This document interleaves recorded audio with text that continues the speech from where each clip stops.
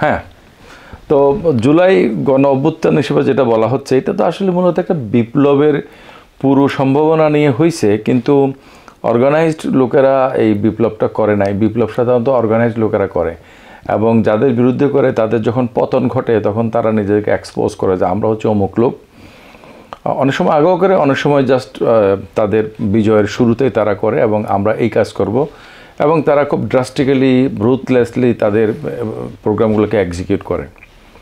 তো এখানে আমাদের তো যতটুকু আমার যতটুকু মনে হয় যে ঐক্যমত হয়েছিল যে এই শেখ হাসিনা যেভাবে একটা অপশাসন, স্বৈর শাসন চালাচ্ছে, এটার অবসান হোক, এটার ব্যাপারে সবাই খুব একমত ছিল। এরপরে যে কি হবে এটা নিয়ে গুড উইশ এবং জেনারেল এক্সপেকটেশনের বাইরে খুব স্পেসিফিক কোনো কিছু আমি যতটুকু শুনেছি কারো তেমন ইয়ে ছিল না। আর আমরাও শিক্ষক হিসেবে কিছু সীমিত আকারের ভূমিকা রেখেছি।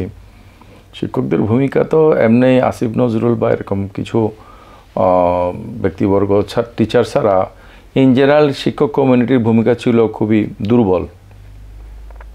তার মধ্যে আমরা অল্প স্বল্প যা কিছু করেছি চট্টগ্রামে, আমি সেগুলোর মধ্যে ছিলাম। তো আমার নাম মোহাম্মদ মোজাম্মেল হক, আমি ফিলসফি ডিপার্টমেন্টের শিক্ষক।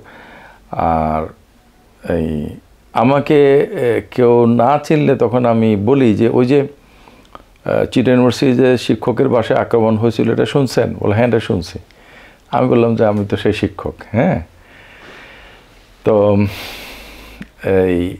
এটা একটা মানে বিরাট ঘটনা যে তারা আমাদের বাসায় আক্রমণ করেছিল এবং আমাকে নানাভাবে টার্গেট করেছিল। তো আজকে আমি একটা এই আবৃত্তি সংশোধনের প্রোগ্রাম উদ্বোধনে গেছিলাম। তো সেখানে একটা স্মৃতিচারণ করলাম যে রসনারা মুক্তার একটা কবিতা, ওই যে মেট্রো রেলের জন্য কান্না, মানুষের মৃত্যু তাকে স্পর্শ করে না, এরকম কন্টেন্টের। এটা কথা হবে ফয়সল, প্রায় মানে আমরা 2-3টা ইয়াতে চেক করে দেখেছিলাম, তখন ওই সময় 7 মিলিয়ন এটা ভিউ হয়েছিল। তো আমি বললাম যে আমি তো আসলে তো কবিও না, আবৃত্তিকারও না, কিন্তু এটা ছিল একটা সময়ের একটা ব্যাপার যে তখন সেটা হয়েছিল। তা আমার এক আত্মীয় উনি ডাক্তার আব্দুর রব, আমাদের সিনিয়র, একটা পারিবারিক প্রোগ্রামে আমাদের এখানে শহরের বাসায় আসছেন। তো উনি গতকালকে আমাকে বললেন যে যদি বাংলাদেশ স্বাধীন না হইতো এই আবৃত্তির কারণে কিন্তু আয়নাঘরে আপনার জায়গা হইতো মিনিমাম। তো আজকে আমরা সে আয়নাঘর ফেরত আসা একজনকে পাইছি, তো তার সাথে কথা বলবো। তো মাসনুন, তুমি যদি তোমার পরিচয়টা বলতে। আচ্ছা, আমার পরিচয় হচ্ছে আমি চট্টগ্রাম বিশ্ববিদ্যালয়ে পড়াশোনা করছি, এখন ফার্সি ভাষা ও সাহিত্য বিভাগে 2য় বর্ষে আছি আর কি, 21-22 সেশন। আর বাড়ি আমার ঢাকা, জন্ম বড় হওয়া সব কিছুই ঢাকায়। এমনিতে দাদা বাড়ি রাজবাড়ি পাংশায়।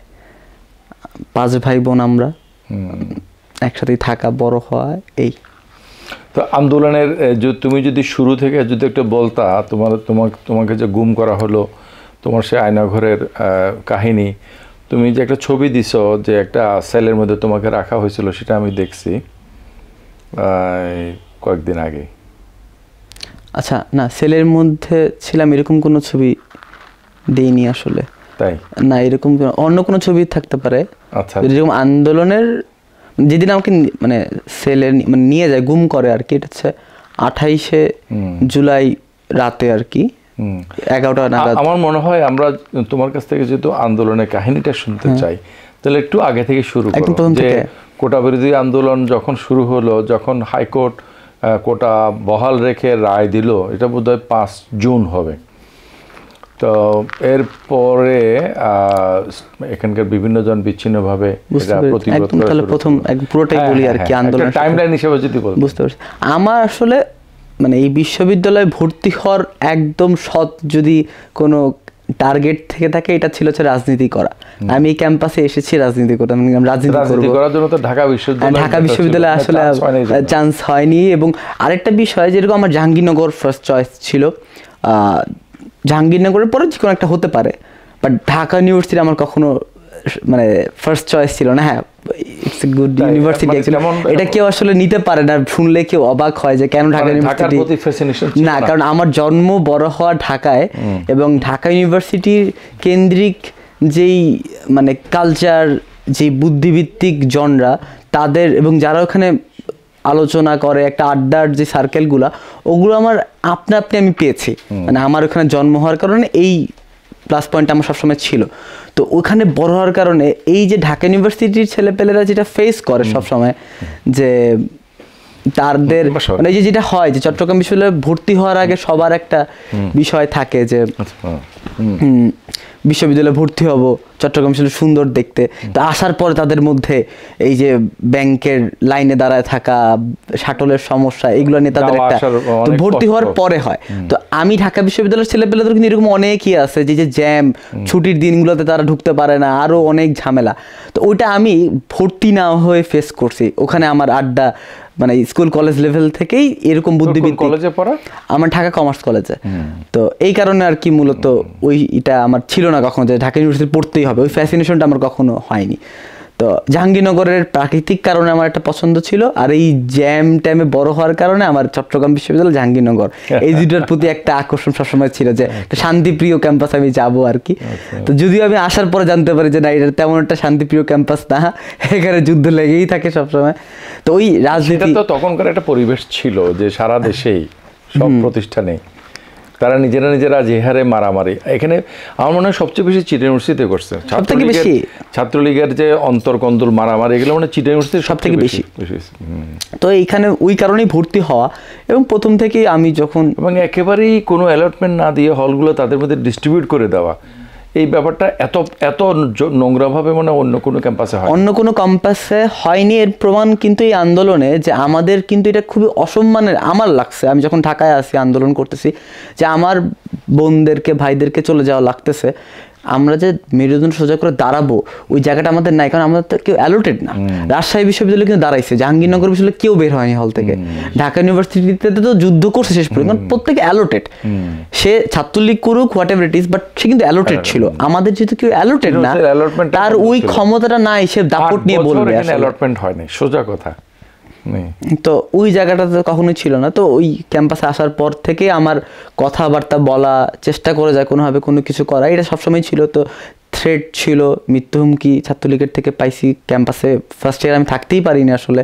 তো ওরা তো ছাত্রলীগ করছে, আমাকে তারা বললো, রাসেল বা রাফি বা হ্যাঁ। তুমি কি ছাত্রলীগের ব্যানারে ছিলে? আমি ছাত্রলীগের ব্যানার তো প্রশ্নই আসে না। আমি শুধুমাত্র এই মেরুদণ্ডটা বাঁকা করতে হবে হলে থাকতে হইলে, এই কারণে কখনো হলে উঠিনি। তা আমাকে কষ্ট করে 2 নম্বর প্রসঙ্গ ছিল হলে থাকা। হ্যাঁ, এটা মূলত ছিল ফাইন্যান্সিয়াল কারণ। এক্স্যাক্টলি। আমাদের একটা প্রোগ্রাম ছিল, স্যাডের একটা প্রোগ্রাম ছিল, আলোচনা। ওখানে আমি টপিকটা খুব সুন্দরভাবে তুলে ধরছি যে এটার দায় কিন্তু প্রশাসনের। অনেকক্ষণ ছিলাম, পরে আসরের নামাজ, হ্যাঁ, আমাকে ফয়সাল ভাই বলছে, সেজন্য আমি চলে আসছি তোমার আলোচনা। ওইখানে আমি টপিকটা খুব সুন্দরভাবে তুলে ধরছি যে আমার অনেক বন্ধু ওই সময় বলছে, আমি তাদেরকে খুব শক্তভাবে ধরছি যে আমি থাকতে পারলে তুমি কেন বাইরে থাকতে পারবে না। তো এই ছাত্রলীগের এই যে হলটা তারা দখল করে রাখছে, তুমি এখানে থাকা মানে কিন্তু তার কাছে তোমার সবকিছু বিক্রি করে দেয়া, তুমি কিন্তু প্রতিবাদ করতে পারবে না। তারা হলে উঠছে, তারা এলাকার বড় ভাইরা তাদেরকে হলে উঠতে দিছে, সিট দিছে। এটা যে ছাত্রলীগ করা এবং এটার জন্য যে এই করতে হবে, এই জিনিসগুলো তখন তারা বুঝে না। তাদের উত্তর আমার কাছে খুব গায়ে লাগছে। এরপর থেকে আমি তখন তাদেরকে আর কোনো কিছু বলি। তাদের উত্তর এরকম আমি পাইছি আমার বন্ধুদের থেকে যে তোমার ফ্যামিলির আর্থিক সক্ষমতা আছে যে তোমাকে বাইরে রাখতে পারবে, কিন্তু আমার ফ্যামিলির খরচ আমাকেও চালাইতে হচ্ছে, এরকমও ছেলে পেলে আছে, তাকে আমি কি উত্তর দিব? তো ওই রকম অবস্থাও ছিল আর কি। তো যাই হোক, এইভাবে করে একটা গেছে। আন্দোলনের পরে আমরা আমাদের ডিপার্টমেন্টের ছেলে পেলেদের সাথে একটা মিটিং করছিলাম, অফলাইনেও ছিল অনলাইনেও ছিল, প্রায় 70-80 জনের মতো উপস্থিত ছিল। তাদের মধ্যে একটা ছেলে বলল সে আন্দোলনে আহত হয়েছিল।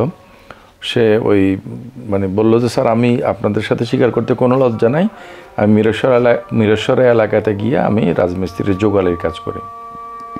এরকম অনেক। হ্যাঁ, তারপরে যে হলে যে অ্যালটমেন্টটা হলো আমাদের এখানে, অ্যালটমেন্টটা খুব আমি টোটালি ডিসস্যাটিসফাইড যেভাবে তারা এগুলো করেছে। ওই ছেলেটা সিট পায় নাই, অনেকেই পায়নি, মানে যাদের আসলে পাওয়া উচিত। এরকম এই মেধার ভিত্তিতে যে না জিনিসটা হচ্ছে, এটা আসলে ফেক, খুবই ফেক।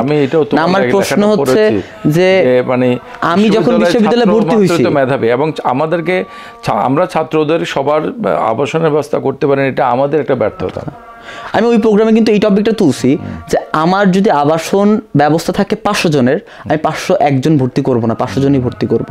আমি যাকে ভর্তি করতেছি এটা মিথ্যা ইয়ে দিয়ে। ওই যে আমরা তো শুরু করেছিলাম যে আমরা কোনো মানে আন্দোলনের কথা নিয়ে কথা বলবো, কিন্তু কথা এটা চলে আসে যে আমি বিভিন্ন জায়গাতে বলছি যে যদি খুব আর্জেন্ট বেসিসে কিছু টিন শেড তৈরি করা হয়, টিন শেড ব্যারাকের মতো ইয়ার মতো আর কি, বিশ্ববিদ্যালয়ের ছাত্ররা বিভিন্ন জায়গাতে যদি বাসা ভাড়া করে থাকতে পারে, বিশ্ববিদ্যালয়ের তত্ত্বাবধানে হলের সাথে তারা টিন শেডে থাকতে পারবে না কেন? নিশ্চয়ই থাকতে পারবে। হ্যাঁ, তাদেরকে থাকার ব্যবস্থা এটা যেরকম থাকতে পারবে হলগুলোতে চাইলে, আমাদের এত রাজকীয় সিস্টেম দরকার নেই। ইউরোপিয়ান যত ইয়েগুলো আছে ডাবল বেডিং আছে, তো ওটা করলে প্রত্যেক রুমে 4 জনের জায়গায় 8 জন 10 জন থাকতে পারতেছে। আমার এত ভালো ফ্যাসিলিটি দরকার নেই তো। হ্যাঁ, রাখতে পারে। এবং আমি তোমার এই এবং এটা তারা করতেছে, তারা একটা ভুল করতেছে, একটা বিষয় ভুল করা, তারা যখন এটাকে থামা চাপা দিচ্ছে মেধাবী বলে, ওটা খুবই অপমান।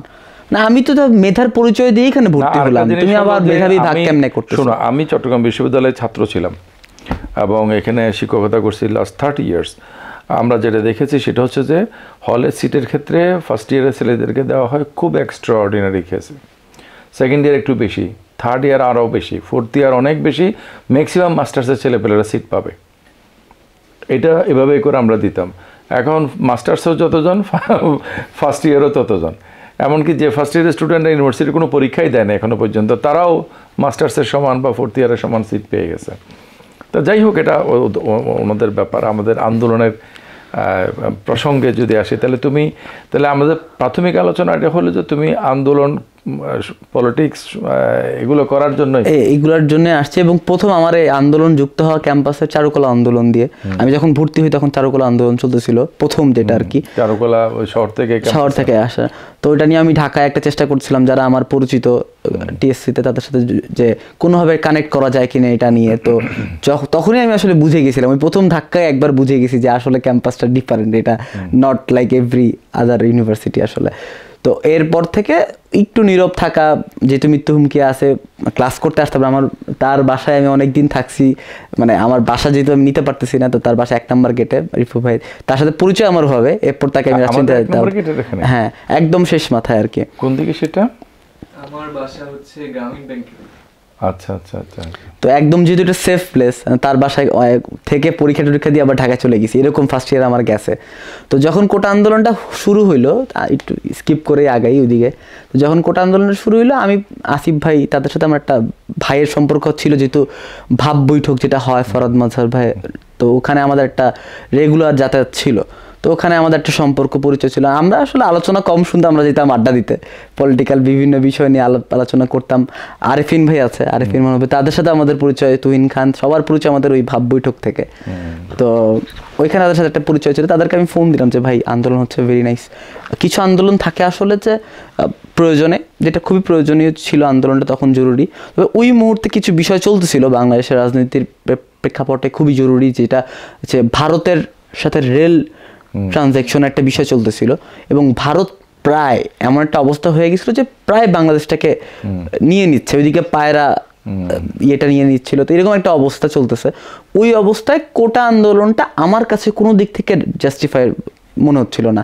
আমার কাছে এটা অ্যানাদার থিং, যেটা হইতেছে মূলত শিক্ষকদের একটা আন্দোলন চলতেছিল ওই মুহূর্তে। আমার কাছে মনে হচ্ছিল দুইটা আরেক আন্দোলন, হ্যাঁ, আমার কাছে হচ্ছে এই দুই আন্দোলন দিয়ে মূলত হচ্ছে মূল টপিকগুলোকে ধামাচাপা দেওয়া হচ্ছে, যেগুলো আমার সার্বভৌমত্বের জন্য হুমকি, এগুলো টপিকগুলো আমার সাইড হয়ে যাচ্ছে। তা আমি শিওর, যেদিন হচ্ছে প্রথম হামলা হলো চট্টগ্রামে, আমি ওই মিছিলে ছিলাম। তো হামলা হওয়ার পর আমার কাছে মনে হচ্ছে না, যেহেতু হামলা হয়েছে, দ্যাট মিনস এটা ডিফারেন্ট কিছু হইতে পারে। তা আমি শিওর হওয়ার চেষ্টা করলাম যে ভাই কি বিষয়টা, কারণ আমি চাইলেও চট্টগ্রাম বিশ্ববিদ্যালয়ে শহীদ মিনারে যাই দাঁড়াতে পারবো না।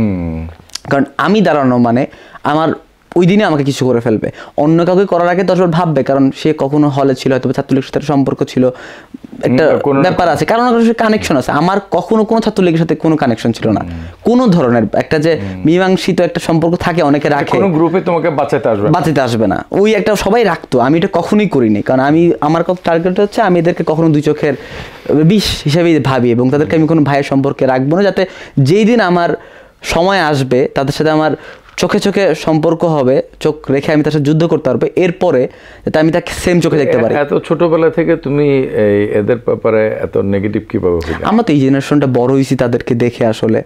এই জেনারেশন তো বড় হয়েছে, ওদের সব ন্যারেটিভ, ওদের সব গান কবিতা। এই যে আজকে আমি ওখানে উদ্বোধনী তো বললাম একটা বিজয় দিবস উদযাপন হচ্ছে, দিন পার হয়ে সন্ধ্যা হয়ে যাচ্ছে, বিশেষ এক জাতীয় নেতার কোনো ভাষণ শোনা ছাড়াই। এটা কি একটা আশ্চর্যজনক ঘটনা। আজকে রেডিতে একটা মেয়ে বলতেছিল যে ম্যাডাম আমরা অনেক বছর পরে আমরা তো বাংলা বলছি না, আমি প্রথম আমার জন্মের পরে প্রথম কোনো বিজয় দিবস পারফেক্টলি আমার মনে হলো যে আমি পালন করছি। আমার কাছে মনে হচ্ছে যে এটা বিজয় দিবস আমি পালন করতেছি আসলে প্রথম। আগে কোনোটাতে আমার কাছে আমি মানে নিজেকে ওভাবে উপলব্ধি করাতে পারি না যে এটা আমার ওন করা উচিত, কারণ ওরা এতটা ভাবে পরিবার কেন্দ্রিক করে ফেলছিল বিজয় দিবস। এবং কোনো কথাই তুমি বলতে পারো। সবচেয়ে বড় আমাদের যেটা সংকট ছিল এটা হচ্ছে আমাদের মুক্তভাবে কথা বলার সংকট। যে কেউ কোনো কথা বলছে তাকে, কালকে আমাদেরকে এপিসোডটা রেকর্ড করা হয় নাই, ওর নাম কি ছিল ওই ওই যে জার্নালিজমের মোনাশ ইউনিভার্সিটির ডক্টর আজিজ মনির। হ্যাঁ, আজিজ মনির। সে বললো যে স্যার 2000 কত সালে, 12 সালের দিকে, হ্যাঁ 10 বা 12, হ্যাঁ তাহলে 10 সালে এই যে বিল্ডিং এর সামনে পিটাইছে, মানে কি একদম মৃত মনে করে ফেলে গেছে। পরে চিটাগং মেডিকেল কলেজে তার সেন্স ফিরছে। আসলে শিবির না, আসলে সে শিবির ছিল না তো ইয়াতে। এবং আরো ঘটনা বলো, তাদের বাড়িতে কিছু শিবিরের ছেলে পেলে গেছে, ওনার বাবা ওই জামাত করে, তো ওর বাবা বাসায় ছিল না, বলছে যে এদেরকে কিছু খাওয়ানোর জন্য। তো তখন দুপুরবেলা হচ্ছে, ওদের খাবার টাওয়ার কিছু ব্যবস্থা করছে। অমনি দেখা যাচ্ছে যে ওই ছাত্রলীগ যুবলীগের ছেলেপেলে আইসা পুলিশ নিয়ে হামলা, এবং এরা যেদিকে পারছে সেভাবে পালাইছে, যারা ধরা পড়ছে তাদেরকে মারছে। ওরা এলাকাতে খুব সম্ভ্রান্ত পরিবার। ও কালকে মানে আমি এখন সহজভাবে বলে ফেলতেছি, দুইটা ঘটনা সে এত ইয়াভাবে বলতেছিল, অনেক বেশি কষ্ট নেই, অনেক বড় ট্রমা। এবং তারা খুব এলাকাতে খুবই সম্মানিত ব্যক্তি, তাদের নিজস্ব বাড়ি, তো তাদের ঘরে মেহমান আসছে। ওরা ওই ইলেকশনের আগে, 18 ইলেকশনের আগে এরকম আর কি। তো ওই যারা তাদেরকে ক্ষমা করে দেওয়া, ভাই মনে করে যে কথা বলা, এগুলো সে খুব রিয়েক্ট করছিল আর কি। হ্যাঁ, এবং সে কিছু স্টুডেন্টের ইন্টারভিউ নিছে। সে আপনার এখানে আসার আগে আমার সাথে দেখা করে, হ্যাঁ তোমার কথা বলছে। তো ওই আন্দোলনের জায়গাটা, তো এরপরে হইলাম তার সাথে যোগাযোগ করলাম যে এটা কোন দিকে কি যাচ্ছে আসলে, কিটা মানে আমি আন্দোলনটার সাথে যে ন্যারেটিভটা, নাহিদের সাথে, আসিফ ভাইয়ের সাথে আমার একটা ডিরেক্ট কানেকশন ছিল আর কি, আড্ডার সম্পর্ক ছিল। তাকে ডিরেক্ট জিজ্ঞেস করলাম যে ভাই এটা আন্দোলনের কোন, কারণ আমি আন্দোলনের ন্যারেটিভ আমি তখন পোস্টও দিচ্ছিলাম ফেসবুকে রেগুলার বেসিসে, মানে মজা করে, যে এটা তো যারা সরকারি চাকরি করতে যাদের আন্দোলন, এটার সাথে আমাদের কেন কানেকশন থাকবে? আমি তো সরকারি চাকরি করবো না, সরকারি চাকরি করা মানে আমি গোলামি করতে যাবো, আরেক গোলামি। এই গোলামির মধ্যে আমার যাওয়ার কোনো দরকার নেই। আমি দরকার না খায় থাকবো না, বিদেশ চলে যাবো। বিদেশ যাওয়া আমি প্রেফার করি না, বাট বেটার দেন দিস। তো ওই যে চাইতেছে একটু বেটার সরকারি চাকরি করে কোনোভাবে একটু ভালো দালালি করা যায়, ওই আন্দোলনে আমি নাই। তো তুমি সরকারি চাকরি করবা না, তাহলে কোটা আন্দোলনে তুমি কেন সম্পৃক্ত? এটা আর কি। তখন আমি শিওরতে যাচ্ছিলাম যে যেহেতু পুলিশ মাইট দিছে, মানে আমি আন্দোলন ওইরকম চট্টগ্রামে প্রথম দিছে। হ্যাঁ, তো ওই দিন আমি প্রথম গিয়েছিলাম আসলে মিছিলটাতে। তো ওইটা আমি যখন দেখলাম তখন হচ্ছে না, মাইট দেওয়ার পরের বিষয় আর আগের বিষয় তো এক থাকতে পারে না আসলে। আমার হচ্ছে না, পুলিশ তো পিটাচ্ছে আমার ভাইদেরকে, ছাত্রলীগ আক্রমণ করছে। তখন আমি শিওর হওয়ার চেষ্টা করলাম যে না, নামলে বুঝে শুনে নামতে হবে, বিষয়টা কোন দিকে যাচ্ছে, নর্মাল একটা আন্দোলন কিনা। 10 দিন পর তারা আবার না বলে বসে যে তারা মেনে নেবে সরকার, তারপর তারা বলবে থ্যাংক ইউ পিএম। এটা আরেকটা থ্যাংক ইউ পিএম এর আন্দোলন, আমি যাইতে আগ্রহী না। এটা যদি ডিফারেন্ট কেস হয় দ্যাটস ওকে। তাদের আলাপ আমি বুঝলাম যে না, এটা একটা স্ট্রং দিকে আগাবে। এবং আমাদের তো একটা আলাপ ছিল আসলে, বিগত বিভিন্ন বছরে আমরা বিভিন্ন সময় বিভিন্ন আলাপ করছি, তা আমাদের একটা আলাপ ছিল। তা আমি বুঝতে পারছি যে না, এটা আরও আগামীতে আগানোর একটা সুযোগ আছে। তো আমি আর বেশি লেন্দি করিনি। আমি যেহেতু চট্টগ্রামের ছেলে না, চট্টগ্রামের গলি টলি কিছুই চিনি না, তো এটা আমার জন্য খুবই মানে বৃথা চেষ্টা হইতো যদি আমি এখানকার কোনো ধরনের লিডিং নেওয়ার চেষ্টা করতাম। যেরকম এখানে দাঁড়াইলে তো আমার কিছুই থাকতো না, কারণ আমি তো ফেস্ট মার্কা মারা ফেস্ট যে আমি, তুমি ভাবলা যে তাহলে আমার যে জায়গা ঢাকা সেখানে আমি চলে, আমি মিরপুরে যেহেতু বড় হয়েছি ওখানে আমি বিভিন্ন সময় বিভিন্ন আন্দোলন, মানে আমি নিরাপদ সড়ক আন্দোলন থেকে মিরপুরে আন্দোলন করে আসতেছি, আমি ওটা বেটার আমার জন্য, ওখানকার অলি গুলি আমি সব চিনি, আমি পুলিশকে ওখানে আটকায় ফেলতে পারবো, ওটা আমার জন্য সমস্যা হবে না। আমি লেনদি না করে ওই দিনে আমি ঢাকা ব্যাক করছি আর কি। তো ওখানে এরপরে আন্দোলনটা আমি চালাইছি আর কি। তো আন্দোলনটা ওখানে আমার বোনের ক্যান্সার ছিল, ব্রেস্ট ক্যান্সার, আল্লাহর রহমতে এখন মোটামুটি ভালো। তো ওই সময়টাতে তার কেমোথেরাপি চলতেছিল, তো তাকে নিয়ে আমি লাস্ট, তার মানে আল্লাহর একটা অশেষ মেহেরবানি, তার লাস্ট যেদিন কেমো ওই দিন হচ্ছে মেবি 16 কি 17 তারিখ। তো তাকে নিয়ে আমি যাওয়ার কথা, তা আপুকে আমি বললাম যে আমার বাইরে কাজ আছে, বাসাতে বলতে পারতেছি যে আন্দোলনে যাব। তো আপু বুঝতে পারতেছে যে বাইরে যেহেতু এরকম একটা আন্দোলন চলতেছে সারা দেশব্যাপী, আমি ওখানেই যাবো।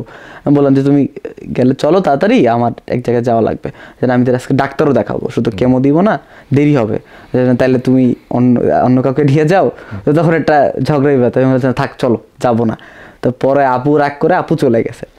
তো আমি পরে বেরোইলাম আন্দোলনে। তো ওই দিন হচ্ছে Chhatra League Bangladesh university of business and technology, এটা হচ্ছে মিরপুরে ইউনিভার্সিটিটা, ওইখানে হচ্ছে না আমার ছোট ভাই কলেজের সব ছেলেপেলেরা ওখানে আটকা পড়ে। তা আমি ওখানে যাই প্রথমে, যে ওদেরকে ওখান থেকে নিয়ে এসে আমার কলেজের সামনে নিয়ে আসতে হবে, কারণ আমার ছোট ভাইদেরকে পিটাইছে অলরেডি মিরপুর 10 সকালবেলা। আমি সকালবেলায় পৌঁছাইছি আসলে, তখন আমি রেডি না আন্দোলন আমার মতো। তো ওইখানে ওদেরকে বাঁচিয়ে দিকে তখন হইলো ছাত্রলীগের একটা কোপ পরে এই জায়গাটাতে, দাগ আস্তে আস্তে মিশে গেছে প্রায়, দেখা যাচ্ছে তো হালকা দাগটা আছে, মিশে গেছে প্রায় এই জায়গাটাতে পুরো কোপ পরে। তো ওইখানে আমি বেহুশ হয়ে পড়ি। তো ওইখানে এরপর আর আমার মানে সেন্স ছিল না, কিন্তু পরে আমি ঠিক হই আর কি। আপনার লাঠি টাটির কোনো বাড়িটারে দিছিল নাকি শুধু? না, আমার কোপটাও পরে মানে আমাকে আঘাত করার উদ্দেশ্যে না, আমার ছোট ভাইয়ের মাথায় 7টা সেলাই পড়ছে ওই দিন। তার মাথায় প্রথমে আপন ছোট ভাই না, আপন ছোট সব হচ্ছে আমার সাথে আন্দোলন করে বিভিন্ন সময়, আমার কলেজের ছোট ভাই এলাকার তারা আর কি, বিভিন্ন প্রতিবাদ বিষয় মানে সামাজিকভাবে আমি ওখানে আন্দোলন করি বিভিন্ন টপিকে। তো তাদের সাথে আমার ওই কানেকশনটা আছে। তো ওর আমি প্রথমে হচ্ছে মানে ফিকাফিকি চলতেছিল ছাত্রলীগের সাথে আমাদের। তো এক সময় আমি দেখলাম যে না, এইভাবে চলতে থাকলে কিছু সলিউশন আসবে না, আমাদের মিছিল নিয়ে বের হতে হবে, আমাদেরকে আটকায় ফেলবে। আর বিউবিটি যেহেতু একটা প্রাইভেট ইউনিভার্সিটি, তাদের বিল্ডিং ছাড়া কিছু নাই, তার যাওয়ার জায়গা নেই, একটা টিয়ার শেল মেরে দিলেই আসলে আমাদের আর যাওয়ার কোনো জায়গা থাকবে না। তো পরে আমি ভাবলাম যে কথা বলতে হবে, ভাষা না থাকলে সম্ভব না। তো আমি বাধ্য হই যে ওই ক্যাডার যে রিভলভার নিয়ে দাঁড়ায় আছে তার সাথে কথা বলতে চাই। তো এই ছোট ভাইগুলো আবার আমাকে একা যেতে দিতে আগ্রহী না, তারাও আসে। তো আমি যখন কথা বলছি তার দুই পক্ষ একটু শান্ত হয়েছে, তার সাথে কথা বলছি আপনার এক্সারসাইজ চেপে যান, আমরা মিছিল নিয়ে ডান দিয়ে চলে যাই। এই বলতে বলতে আবার কে কার কথা শুনে ইট ফিকাফিকি, তো কথা আর বলার সুযোগ নেই। আমি ব্যাক করছি, তো ও আর ব্যাক করতে পারে, এর মধ্যে ইট মারছে, ওর ইটটা মাথায় লাগার কারণে মাথাটা ফেটে গেছে, ও জাস্ট ওখানে স্পটে পড়ে গেছে। আর এরপর ক্যাডারগুলো এসে মাথার মধ্যে বাড়ি দিয়ে ওর শরীর পুরো একদম ইয়ে। তো আমার তখন একমাত্র আমি যদি ওকে না নিয়ে আসি, মানে ও ছেলেটা ওখানে ডেড মারা যাবে। তো ওকে দিকে জাস্ট নর্মাল আমার কোপ পড়ছে, আমি ব্যথা পাইছি ফর শিওর, কিন্তু ওর উপর দিয়ে যা গেছে ওটা ধারে কাছে আমার কিছুই হয়নি। এরপরে ও তো, এবং যখন তুমি কোপ পড়ছে বা ওই সময় তোমার অতটা ফিল হয়? আমার ফিল করার কোনো সুযোগ নেই, আমি চোখের সামনে দেখছি আমার ছোট ভাই রক্ত পড়তেছে রাস্তায়, ওকে আমি জাস্ট কোনোভাবে টেনে ওখান থেকে আনতে পারলে বাঁচি আর কি। তো ওকেই কোপ দিতে গিয়ে আমার পায়ে পড়ছে, এছাড়া আমাকে টার্গেট করে কোনো কিছু করে নেই। আর আমাকে যেহেতু ছাত্রলীগ সবাই চিনে, ওখানকার সবাই তো জানে কাকে কি করা উচিত। বেশি ওরা তখনও তো আন্দোলনটা অতটা ফেলে ফুপে উঠে নেয় আসলে। তাদের তো তখন লক্ষ্য ছিল যে টেরোরাইজ করা, হ্যাঁ টেরোরাইজ করা, ভয় ছিল যে মানে এটা যাতে ভয়ে লোকজন আন্দোলন না করে আর কি। তো এর পরের দিন হচ্ছে মূল তাণ্ডবটা হয়, সেটা হচ্ছে যে অলরেডি কিন্তু ঢাকা বিশ্ববিদ্যালয়ে যে মানে হামলাটা হয়, যে মেয়েদের উপরে হামলাটা, এটা কিন্তু ঘটে গেছে, ঘটে যাওয়ার পরের দিনের ঘটনা এটা। আর এর পরের দিন শুরু হইলো প্রাইভেট ইউনিভার্সিটি নেমে গেল। সবাই মিলে আমরা যখন মিরপুর 10-এ, আমি যেহেতু মিরপুর 10-এ ছিলাম, বিউবিটি, বিউপি, এমআইএসটি, বিভিন্ন স্কুল কলেজ সবাই চলে আসে। তা আমরা সবাই মিলে যখন আন্দোলন করি, পুলিশ ছাত্রলীগের সাথে বারে বারে টক্কর হয়, এবং তারা ওই মিরপুর 10 প্লেসটা ছাড়ে না, এবং তাদের কাছে সকল ধরনের অস্ত্র ছিল, এবং ছেলেপেলেদের কাছে কিছু নেই। এবং ওই দিনটা আসলে ছেলেপেলেরাই ছিল সত্যিকার অর্থে, ওখানে কোনো ছাত্র দল বা শিবিরের ছেলেপেলেরা তখনও কানেক্টেড হয়নি। ওই দিন প্রাইভেট ইউনিভার্সিটি ছেলেপেলেরাই মানে পুরো আন্দোলনটা চালাচ্ছিল। এবং ওই দিনটার থেকে আসলে চেঞ্জটা হয়। কেউ আশা করেনি ঢাকা শহরের মাঝখানে এই যে ছোট ছোট বিভিন্ন প্রাইভেট বিশ্ববিদ্যালয় এটা নেমে আসতে পারে। এটা কত তারিখে হতে পারে? এটা 18 তারিখ মেবি। 18 কারফিউ যদি 19 তারিখ হয়ে থাকে, মেবি কারফিউ 19 তারিখ হয়ে থাকলে 18 তারিখের ঘটনা এটা। কারফিউ কি 19 তারিখ হয়েছিল? সম্ভবত 19 বা 18 19 18 তারিখ ছিল না কারফিউ? না, 18 তারিখ কারফিউ ছিল। কারেন্ট গেছে, মানে সরি কারেন্ট বলতেছি, ওয়াইফাই অফ করে কোন দিন? নেট শাটডাউন যেতে নেট শাটডাউন কবে করে? 19 তারিখ। এইটা হচ্ছে 19 তারিখ ঘটনা। 18 তারিখ হচ্ছে কোপটাতে আমাকে। তো 19 তারিখ হইতেছে এই ঘটনা দুপুরবেলা চলতেছে, আর নেটটা অফ হওয়া শুরু করে বিকাল থেকে। তা আমরা এই যুদ্ধ করতে করতে তো পরে আমাদের প্রচুর চাপ দেয়, সব দিক থেকে চাপ দেওয়া শুরু করে। আর আমরা যেহেতু এত মানুষ হয়ে গেছে যে আমার ছেলেপেলেকে আমি মেনটেন করতে পারতেছি, কিন্তু এত ছেলেপেলে সবাইকে তো আমার লিড আমি নিতে পারবো না। তো চাপ ভুল হওয়া শুরু করে। আনুমানিক কত হইতে পারে? প্রায় মিনিমাম 4-5 হাজার মিরপুরের, শুধুমাত্র মিরপুরের ওই গোলচত্বরের আশেপাশে। তো যুবলীগের ক্যাডারগুলো সব বিভিন্ন গলি থেকে আসলে গুলি করা শুরু করে। এইটার তখন আমরা নিতে পারলাম, তখন আমরা বিভিন্ন গলিতে আসলে ছড়াছিটা শুরু করলাম। তখন আমরা বুঝলাম যে কিছু একটা প্ল্যান করতে হবে, এছাড়া অপশন নেই। তখন আমরা একটু কিছুটা র্যাডিক্যাল দিয়ে আগাইলাম যে আমাদেরকে ওদের কিছুতে হাত দিতে হবে, নাহলে ওরা নড়বে না। তো আমাদের হচ্ছে মিরপুর 10 থেকে ডানে গেলেই হচ্ছে রুটগুলো ভাগ হওয়া, সব দিকে মিরপুর 10 থেকে ভাগ হয়ে গেছে। একদিকে মিরপুর 12, একদিকে কাজীপাড়া হয়ে গণভবন, যে কারণে মিরপুরটা আসলে ইম্পর্টেন্ট। যেদিন হচ্ছে 5 আগস্টে প্রথম মিছিল যেটা গণভবনে ঢুকে, ওটা কিন্তু মিরপুর থেকে গেছে, কারণ মিরপুর থেকে অনেক কাছে।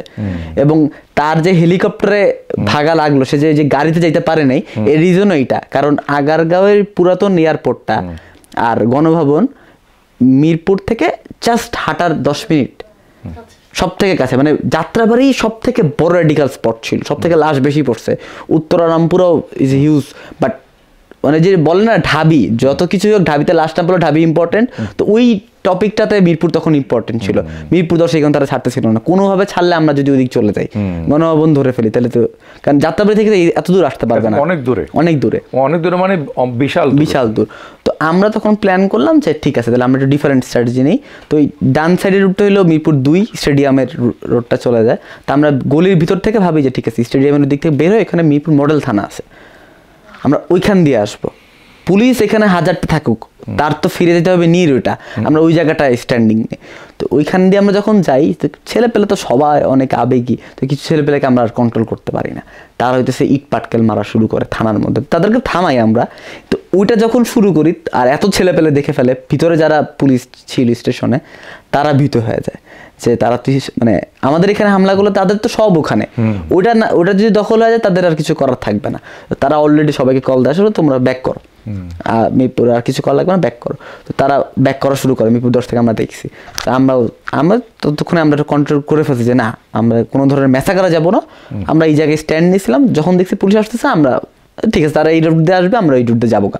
তো আমরা যখন হাঁটতেছি, তারা দেখতেছি যে ব্যাক করার সময় সালাম দিচ্ছে যে আমরা সরি। আসলে পুলিশে তো সব তো আর এক না, যারা একদম নর্মাল পর্যায়ে তারা কিন্তু আমাদের পক্ষেই ছিল, জাস্ট কমান্ড মানতে তারা বাধ্য।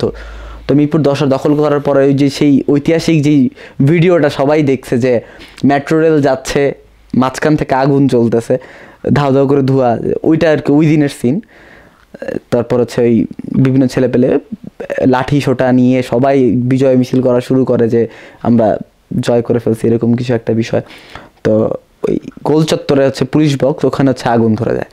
ওই আগুনটা ধরে উপরের যে চারদিকে আমাদের চারমুখী গেছে হচ্ছে ওভারব্রিজ, ওইটাতে পুরোটা আগুন ধরে যায়, ওইটা টিন সব পরে খসে খসে পড়ে গেছে।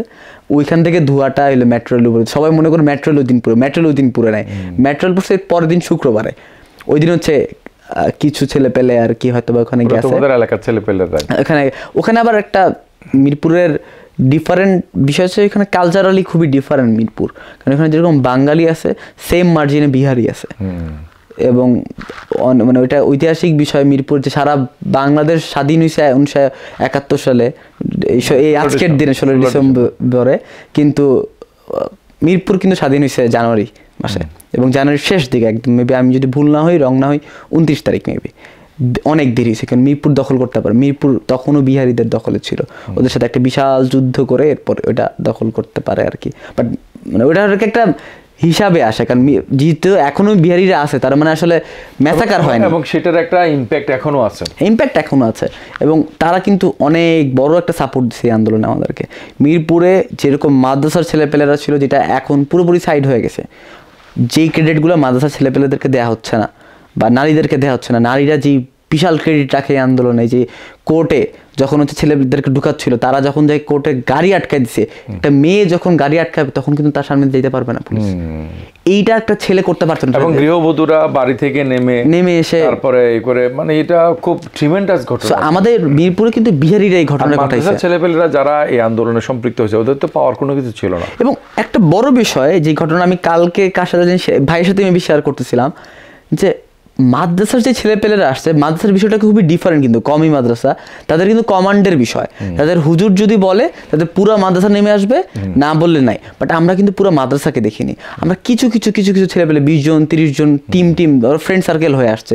দ্যাট মিনস তাদের পারমিশন ছিল না, তারা দেশের টানে শেখ হাসিনাকে ভয় ডর না করে, অবশ্যই ওখানে তারা যা করে, তারা হয় হুজুরের সাপোর্ট নিয়ে, নাহলে তারা করতে পারে না কোনো কিছু। তার মানে তারা যেহেতু আসছে, হুজুরের অমান্য করে আসছে, বা অ্যাটলিস্ট না জানায় আসছে, অমান্য না হলেও না জানায় আসছে, মানে তারা ওই ধরনের রিস্ক নিছে। হুজুরের অমান্য করে কিন্তু খুবই ভয়ঙ্কর। আমি যেহেতু মাদ্রাসায় পড়ছি, পরবর্তীতে কোনো মাদ্রাসা কর্তৃপক্ষ তাদের ছেলেপেলেদেরকে, হ্যাঁ, পরবর্তীতে পুরোপুরি পারমিশন, যাত্রাবাড়িতে কিন্তু পুরো মাদ্রাসার ছেলেপেলেরা একদম অ্যাক্টিভ ছিল আসলে, তো তারা এই রিস্কগুলো নিছে আসলে। তো ওই দিন এই ঘটনাটা ঘটলো, এরপর ঘরে ফিরে যায়, দেখি ইন্টারনেট শাটডাউন হয়ে গেছে অলরেডি, 19 তারিখ মেবি। তো এরপর হইলো আমার সকল যোগাযোগ মোটামুটি অনলাইন বেসড বন্ধ হয়ে গেল। তো আমার জন্য এটা ভালো হয়েছে, কারণ আমি যেহেতু মিরপুরে আছি অলরেডি, চিটাগাঙে থাকলে আমার জন্য এটা খুবই ভয়ঙ্কর হইতো, যেহেতু আমি কাউকে চিনি না, কই থাকবো। আমি হাই চাপ্তার বাসায় এসে থাকতে পারতাম, বা কোনো একটা স্যারের বাসায়, কিন্তু এর বাইরে কিন্তু আমার যাওয়ার মতো কোনো নেই। তো মিরপুরে আমার ওই টেনশনটা নাই, আমি জানি যে কোন বাসায় কে থাকে, আমার ছোট ভাই কোন বাসায়, যে কাকে ফোন দিলে আমি আরো 1000 মানুষকে কানেক্ট করতে পারবো। ওটা আমার জন্য আরো ভালো হয়েছে, সেলফোনের কানেকশন তো ছিল। হ্যাঁ, তা আমার জন্য ভালো হয়েছে, কারণ হইতেছে যে সে এখন আমাকে আর খুঁজে বের করতে পারবে না, আমি সবাই টিকে বের করতে পারতেছি। তো আন্দোলন আরো ইজি হয়েছে, আমরা রেগুলার বেসিসে আসলে নামছি, অল্প অল্প করে বিভিন্ন জায়গায়, যেহেতু আর্মি অলরেডি রাস্তায় নামাতো, একটা ভয়ও ছিল, কারণ আর্মির কোনো ঠিক নাই, সে কি করবে আমি জানি না। ইভেন আর্মি কোন জায়গাতে এরকম শুট তো করছে, ওপেন করছে। আমি তো দেখতেছি এখন সবাই ওপেনলি আর্মিকে ভালো বলে যাচ্ছে, কিন্তু আর্মিকে আমি চোখের সামনে দেখছি তারা গুলি করছে, এবং আর্মিদের গুলিগুলো ছিল একদম মানে শুট টু ডেথ। পুলিশের গুলি যেটাতে আবু সাইদ মারা গেছে, সেটা কিন্তু এখনো আনশিওর শুট টু ডেথ ছিল কেন, যদি অনেক কাছে ছিল, বাট সে তো মানে গুলি না, ওটা মানে ডিরেক্ট ওইটাতে মৃত্যু হওয়ার মতো না। কিন্তু আর্মির গুলিতে একটাই এনাফ আসলে, এবং তারা ওই গুলিগুলো করছে রেগুলার বেসিসে, আমরা চোখে এগুলো ভিডিও ফুটেজ ওপেন আছে। প্রধান যে রিপোর্ট দিছে যে তারা লাইভ বুলেট ইউজ করছে কত 1200 বা এরকম 1100 বললো, তো 1100 বুলেট মানে কমসে কম 1100 লোক মারা গেছে। মানে যদি সবকিছু স্বার্থের মানে বিপক্ষে না হয়ে থাকে, হাফ না আরো বেশি হবে, কারণ তাদের চাইনিজ রাইফেলের বুলেট, এইটা মোটামুটি একটা বুলেটে তো কমপক্ষে একজন মারা যাবে, বা একটা লাইনে থাকলে 2-4 জনও মারা যাবে, এটা হইতে পারে। বাট আবার মানে ডিফারেন্ট ইয়েও আছে, যেরকম আর্মির অন্য প্লেও আছে, রোল প্লেও করছে মিরপুরে, যেটা আমি বলবো, হ্যাঁ, ফাঁকা গুলি করছে আর কি 1000 রাউন্ড আমার চোখের সামনে।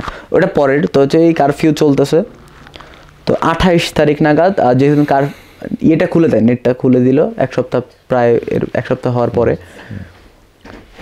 নেট খুলে দেওয়ার পরে বৈষম্য বিরোধী ছাত্র আন্দোলন থেকে চা নাস্তা দিও, এখানে আছে, হ্যাঁ, বৈষম্য বিরোধী ছাত্র আন্দোলন থেকে নির্দেশ দিল সারা বাংলাদেশ ব্যাপী হচ্ছে গ্রাফিতি দেয়াল লিখন কর্মসূচি। তো এটা আমাদের একদিন পর, এই সময় তোমার ওই আসিফ ভাইদের সাথে যোগাযোগটা কমে গেছিল, কারফিউ টাইমে তো আমি এটা যোগাযোগটা মেনটেন করতে পারিনি। আর আমি যেহেতু আমি আমার এলাকায় আছে, আমি জানি আমি এটা কন্ট্রোল, আমি তো অলরেডি মাথায় সেটেল। অন্য যারা আন্দোলন করছে তারা কিছু টেলিগ্রাম গ্রুপ, হোয়াটসঅ্যাপ গ্রুপের কথা বলছিল, যেগুলো আমাদের ছিল, কিছুটা ছিল, বাট ওগুলো আমার জন্য কম কার্যকর হয়েছে, কারণ আমার প্ল্যান ছিল যে অনেকের অনেক বড় প্ল্যান থাকতে পারে, আমি কিছু করি না করে আমি এটা করবো আর কি, এত বড় প্ল্যান নিয়ে আমার লাভ নাই, ওটার জন্য অনেক লোক আছে। কারণ আমি তো পত্রিকা পড়তেছি, আমি যেদিন প্রত্যেকটা জিনিসে আমি মোটিভেট হইতেছি। প্রথম হলো আমি যেদিন হচ্ছে কারফিউ 19 তারিখ দিল, 20 কি 21 তারিখ নাগাদ মেবি নিউজটা হয়েছিল যে পত্রিকাটা 8 দফা নিয়ে কথা, যেটা হচ্ছে সার্জি স্যার হাসনাত দিল, ওটা দেখে আমি খুবই মর্মাহত হইলাম। 8 দফা একটাও কাজ মানে কাজের না, বাট শেষ লাইনে আব্দুল কাদের এর যেই বক্তব্যটা প্রথম আলো নিছিল যে আব্দুল কাদের বলেছে যে 9 দফায় এখন অটল থাকতে, ওটা কিন্তু ইনাফ। তো ওটার জন্য কিন্তু আমার আর আসিফ ভাইয়ের তখন যোগাযোগ করা লাগতেছে না, নেট ছাড়াও আমি পারতেছি, ওইটাই আমি বুঝে গেছি যে আমার মিরপুর নিয়ে আমি কাজ করবো, যেহেতু এটাই ইনাফ। তো কারফিউ খুললো, তো ওই দেয়াল লিখন কর্মসূচি দিল। তা আমি বের হইলাম, আমাদের প্ল্যান ছিল 28 তারিখ মধ্যরাতে আমরা, আমার চিটাগাং ইউনিভার্সিটির চারুকলার এক সিনিয়র ভাই সামি সৌমিক, সেও ওই দিন ঢাকায় মিরপুরে, তার বাসা মিরপুরে, তাকে আমি দায়িত্ব দিলাম যে ভাই আপনি গ্রাফিতিটা করবেন, আমি সব কিছু ক্রয় টয় করে নিয়ে একদম ব্যাগ ট্যাগ নিয়ে বাসা থেকে বের হয়েছি। তো তাদেরকে ইয়ে দিচ্ছি যে রাত 12টা-1টার পরে আপনারা বের হন, আর আমি আমার বন্ধুর বাসায় রাত 1টা পর্যন্ত থাকবো। তো হুট করে আমার কেন জানি মনে হইলো যে বন্ধুর বাসায় থাকবো, বন্ধুর বাসায় আমার খুব কাছের বন্ধু, এখানে খাওয়া দাওয়া করাই যায়, আমার মনে হলো যে আমি বাসায় যাই ভাতটা খাই। তো ওইটাই আর কি ভুলটা হয়েছে। তো তারা তো টার্গেট করে রাখছিলাম, আমি তো বাসায় কম থাকতেছিলাম এর মধ্যে। তো ওই রাত তখন বাজে 11:30, তখন রাস্তাঘাট ফাঁকা হয়ে গেছে। এর মতো তখন তো আন্দোলনের সময় রাস্তাঘাটে এমনি মানুষ কম, তো রাস্তা যেহেতু ফাঁকা, তাদের লোকজন, ডিবির লোকজন গলির আশেপাশে সব জায়গায় ছিল। আমি যখন ঢুকে, আমার ফোন তো তখন আমি মাত্র ওপেন করছি বাসায় ঢুকেই, ফোন অফ, বাট বাসায় ঢুকে আমি ফোনটা ওপেন করছি। তো ওরা ট্র্যাক করছে ফোন দিয়ে, বা আমাকে দেখছেও, সব কিছু যখন টার্গেট মিলে গেছে, বাসা ভাত খাইতে আর কতক্ষণ লাগে, 5 মিনিট। বড় ভাই আমার ইউএসএ থাকে, তো ভাইয়াও কল দিছে ওই টাইমেই যে তোকে তো পাওয়া যায় না, এখন পাইছি, তুই কী করছিস, কই কি? আমি বললাম যে কী খবর, আমি বললাম যে আমি চিটাগাং চলে যাব। আমি অলরেডি বুঝতেছিলাম যে এখানে আমার থাকাটা রিস্কি, আর এখানে কাজ হয়ে গেছে। চিটাগাংয়ে অলরেডি আমি সমন্বয়ক পদ তখন পাইছি আর কি, আমি সেকেন্ড ধাপে পাইছি। তো আমি যেহেতু পাইলাম যে দায়িত্ব পাইছি, তো আমার এখন ওই দায়িত্বটা পূরণ করা জরুরি। এখানে আমার যা কাজ করে ফেলছে, আমার কমান্ড আছে, ওরা এখন মিলে করে ফেলতে পারবে। এটা এখন ম্যাস আন্দোলন, এটা আর এখন সুযোগ নাই যে লিড নিয়ে করতে হবে, ওই দায়িত্বটা পূরণ করা বেশি জরুরি। তাই আমি বললাম যে আমি চিটাগাং যাবো। তো ভাইয়া বললো যে তুই এখানে থাক, এটা সেফ, ওখানে কে কি করবে ওখানে তোর কিছু আমি জানতে পারবো না। এটা বলেই ফোনটা আমি যে তোমাকে পরে বুঝাবো, এখানে আসলে কতটুকু সেফ এটা তো বলতে পারছি না, আম্মু পাশে বসা। তা আমার কাছে মনে হচ্ছে আম্মুকে এতটা ভয় দেখানোটা ঠিক হবে না, যে তোমাকে আমি পরে বলবো। এটা বলে আমি ফোনটা রাখছি, আর বাসায় বেলটা দিছে। তো রাত বাজে তখন অলরেডি 12টা বেজে গেছে, এত রাতে কেউ আসার কথা না। তো তখন আমার একটা সন্দেহ হয়েছে, আমি সাথে সাথে আমার ফোন যেটা অ্যান্ড্রয়েড, ওটা আমি আমার ভাগনাকে বলছি যে ওভেনের তলে রেখে দাও, আর বাটন ফোন যেটা ওটা আমি আমার সাথে রাখছি। তো প্রায় 9 জন আসছে আমাকে একা ধরতে, আমাদের অ্যাপার্টমেন্ট বাসা, 9 জন আসা it's a huge thing actually. তো 9 জন আসছে, বাসায় সবাই হুড়মুড় করে ঢুকে পড়ছে। তা আমাকে ডাকলো যে তোমার রুম দেখবো। তো রুমে ঢুকলো, তারা জিজ্ঞাসাবাদ করতেছে। আমার তখন পায়ে ওই যে কোপের ব্যান্ডেজ কিন্তু তখন পায়ে আছে। তা আমি খুবই লাউড অ্যান্ড ক্লিয়ার ছিলাম যে আমি সমন্বয়ক পদ যেহেতু তখন আছে, ওটা বলাও আমার জন্য বেটার। আমি বললাম যে আমি সমন্বয়ক, এখানে আন্দোলন করতেছি মিরপুরে, এত তারিখ থেকে এত তারিখ করছি, ছাত্রলীগ কোপ মারছে, আমি আন্দোলনে আছি, আন্দোলনকারী। যে সব বুঝলাম, তোমার জঙ্গি বইগুলা কই? ডিরেক্ট তাদের কথা ওইদিকে পুশ করতে, যে ভাই এটা আমার রুম, আপনি আপনার মতো চেক করে যা বের করতে পারেন করেন। তো তার ড্রয়ার বের করে, তো আমার কাছে সব ধরনের সব বই ছিল, মার্ক্সবাদের বই বলেন, বা হচ্ছে বিভিন্ন পলিটিক্যাল বামপন্থী বিভিন্ন দলের পুস্তিকা থাকে ছোট ছোট, হ্যাঁ এগুলো আবার ডানপন্থীদেরও থাকে, সবার থাকে, এবং সবগুলো আমি কালেক্ট করতাম, আমার খুব পছন্দ তাদের, এগুলো আমি কালেক্ট করে পড়তাম, তাদের কি চিন্তা ধারণা। তারা এই সবগুলো বের করে, মার্ক্সবাদের বই সবার উপরে ছিল, তারা এটা সরাইলো। আমি এগুলোও নেন না, তারা এগুলো তাদের টার্গেট ওটা না, তারা খুঁজে খুঁজে বের করলো। একটা বই ছিল ছোট, একটা পলিটিক্যাল পার্টি, এবি পার্টির একটা ছোট পুস্তিকা ছিল, ওটাও এরকম পুস্তিকাই, যে রাষ্ট্র মেরামতের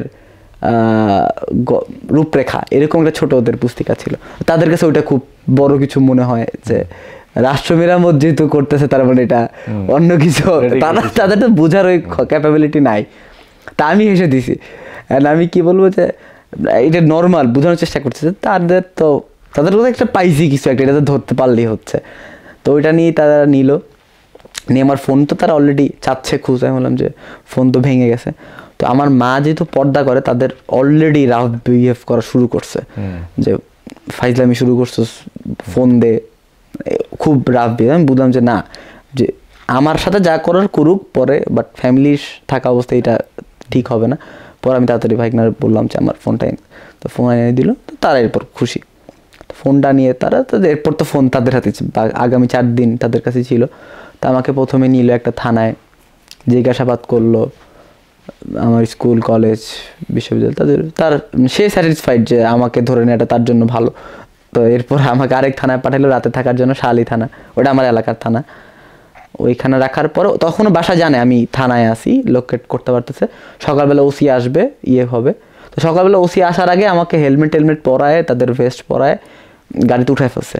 তখনই আমি বুঝছি যে এটা নর্মাল না, ভেস্ট পরানো হেলমেট পরানো is not normal thing, already হ্যান্ডকাফে পরা হচ্ছে, আমার কোনো ওয়ারেন্ট নাই, কিচ্ছু নাই। তারা বললো যে একটা সিনিয়র অফিসারের সাথে কথা বলতে নিয়ে যাবে। আমার ভাই তো তখন জেনে গেছে আসছে, বাট বলে নাই কই নিচ্ছে। ওই নিয়ে চলে গেছে একদম ডিবি হেডকোয়ার্টার, যেখানে 6 সমন্বয়ক ছিল, আমাকেও নিয়ে গেল। তো ওইখানে হইতেছে ফার্স্টে ওই শিবির সন্দেহ করার চেষ্টা করতেছিল। প্রথমেই যেই যাকে আন্ডারে নিল তার প্রশ্ন যে কোথায় পড়াশোনা করতেছে। আমি বললাম যে চিটাং ইউনিভার্সিটিতে। চিটাং ইউনিভার্সিটিতে পড়াশোনা করেন ওটা কথা না, চিটাং ইউনিভার্সিটিতে শিবিরের কোন পদে আছেন ওটা। যেমন আমি শিবিরের কোনো কিছুর সাথে নাই, আন্দোলনে আছে এই। এরপর বলে যে ভাই বোনের সব পরিচয় জানতে চাইলো। তো যখন জানলো যে বড় ভাই ইউএসএ থাকে, তো আমার ফোনে আসলে ছবি ছিল, কিছু ছবি ছিল যে আমি আন্দোলনে ছিলাম। 10 নম্বর ওই যে আগুন যেই ধরার, ওগুলোর সাথে আমার কিছু ছবি ছিল, আমার বন্ধু তুলছিল। ওটা আমাকে এর আগের দিন যেদিন নেটটা ওপেন হয়েছে ওইগুলো ঢুকছে আমার ফোনে একদম প্রথমে। ওগুলা সমন্বয়কের যেই প্যাডটা, ওইটার ছবি প্রথম, এরপরে ওগুলো একদম যেগুলো দরকার তাদের, ওগুলোর গ্যালারিতে প্রথমে আছে। সেটা দেখেই বলতেছে যে আপনার ভাই যে ইউএসএ থাকে, ব্যাংকে জব করে, তাহলে আপনারা আমি ছেড়ে দিব, আপনার ভাইরা বলেন। শেখ হাসিনা তখন বলছিল আমি যে এই মেট্রো রেল ঠিক করতে 400 কোটি টাকা লাগবে, মেট্রো রেল ঠিক করতে 400 কোটি টাকা লাগবে, আপনার ভাইরা বলেন 200 কোটি টাকা পাঠিয়ে দিতে, আপনারা ছেড়ে দিব। তা আমি কি বলবো, আমি এগুলোর সাথে কানেক্টেড না, আন্দোলনে ছিলাম। তো এই ধরনের কিছু ফাইজলামি তারা করতেছিল প্রথম একদিন, খুবই মেন্টাল টর্চার করছে তারা। এরপর কিছু তো ডিবিতে ভালো লোকজন থাকে, এবং আমার সিউর আসলে কিছু অ্যালামনাই ওখানে ছিল, তাদের সাথেও কথা পরিচয় হইলাম। তো বোঝানোর চেষ্টা করলাম যে আমি আন্দোলনকারী ভাই, but nothing connected any kind of political party, আমি অ্যাক্টিভিস্ট, সিঙ্গেল অ্যাক্টিভিস্ট। তো তারা কিছুটা নিউট্রাল হয়, এবং পরবর্তী অন্য একজন এডিসির কাছে আমাকে ট্রান্সফার করে। He was kind of a gentleman. তো আমাকে এরপর 3 দিন শুধুমাত্র আমার ফোন নিয়ে তারা আন্দোলন কেমনে বন্ধ করা যায় ওইটাতে হইলো, যে আমি বুঝছে যে না ওরকম ধরনের কোনো পলিটিক্যাল, কারণ ফোন তো তার কাছে, সে তো চাইলে হোয়াটসঅ্যাপ চেক করেই বুঝতে পারবে। তো সে তো সব দেখতেছে যে আমি আন্দোলনে বহুত গ্রুপ আছে, তো ওগুলো সব জেনারেল পিপল, বিভিন্ন ভার্সিটির ছেলে পেলে, বাট কোনো ধরনের পলিটিক্যাল কোনো অ্যাফিলিয়েশন নাই। আবার পলিটিক্যাল অ্যাফিলিয়েশন সার্চ করতে গেলে দেখতেছে যে সব ধরনের পলিটিক্যাল পার্টির সাথে আমার কোনো না কোনোভাবে কানেক্টেড, যোগাযোগ আছে, বাট ওটা কোনো নির্দিষ্ট পলিটিক্যাল পার্টি বায়াসড না। এটা বুঝছে যে না ওটা মিলা লাভ নাই, আন্দোলন কেমনে ওকে দিয়ে বন্ধ করানো যায়। তো তারা হইতেছে বিভিন্ন ধরনের প্রশ্ন, যাকে আমার বিভিন্ন পোস্ট দেখে প্রশ্ন করা, যেরকম আমাকে ধরে নিয়ে যাওয়ার লাস্ট একটা আমার পোস্ট ছিল, তো ওটা নিয়ে আমাকে একটু ইমোশনালি করার চেষ্টা করতেছিল যে আপনার এই পোস্টটা অনেক দারুণ হয়েছে। আমারকে যে ইনভেস্টিগেট করতেছে সে আমাকে পজিটিভ বলতেছে। এটা আমার পোস্টটা ছিল এরকম যে মুগ্ধর শহীদ হওয়াটা আন্দোলনের জন্য ভালো, কারণ আবু সাইদ মরা মানে শহীদ হওয়া বা ওয়াসিম শহীদ হওয়া ইজ নাথিং অ্যাকচুয়ালি, কারণ আবু সাইদ মরলে একটা গ্রামের ছেলে মারা গেছে। যখন মুগ্ধ মারা যাচ্ছে ওই তখন সবাই কানেক্ট করতেছে যে ওর প্রেম করতো, ও কিভাবে প্রেম করতো, ও কি খাইতো, কোন জায়গায় থাকতো, ও ফ্রিল্যান্সিং করতো, সবাই এটা কানেক্ট করতো। তার কাছে মনে হচ্ছে যে আমার ভাই মারা গেছে, সে গাড়িতে চলাফেরা করতো, এটা মনে হচ্ছে। ওই যে আগে যেটা হতো নর্মাল, এগুলো খুবই বাংলাদেশের কালচার, এটা খুবই নর্মাল।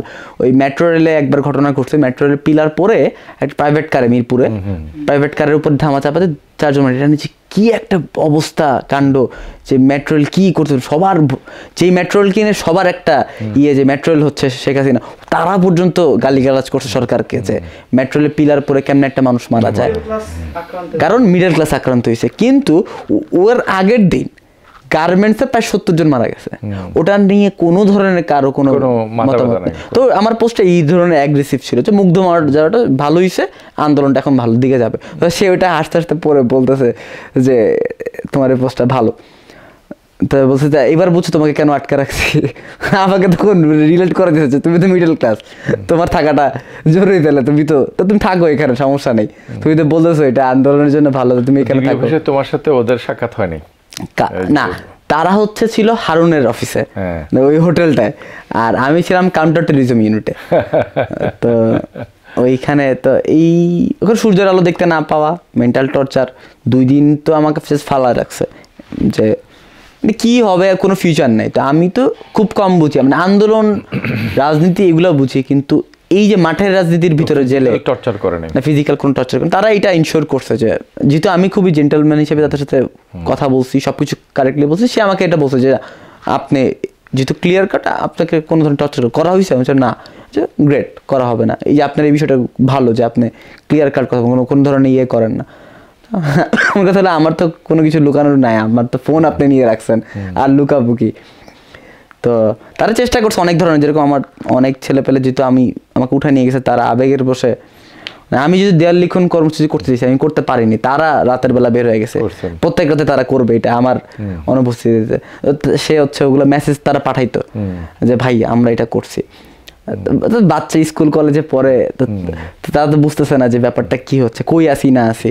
তো সেগুলোর আমি পরে যখন মুক্তি পাইছি, যখন সে দেখছি হোয়াটসঅ্যাপে রিপ্লাই, তো সে রিপ্লাই দিছে যে ওয়েল ডান, আপনি আমার সাথে কালকে দেখা করেন।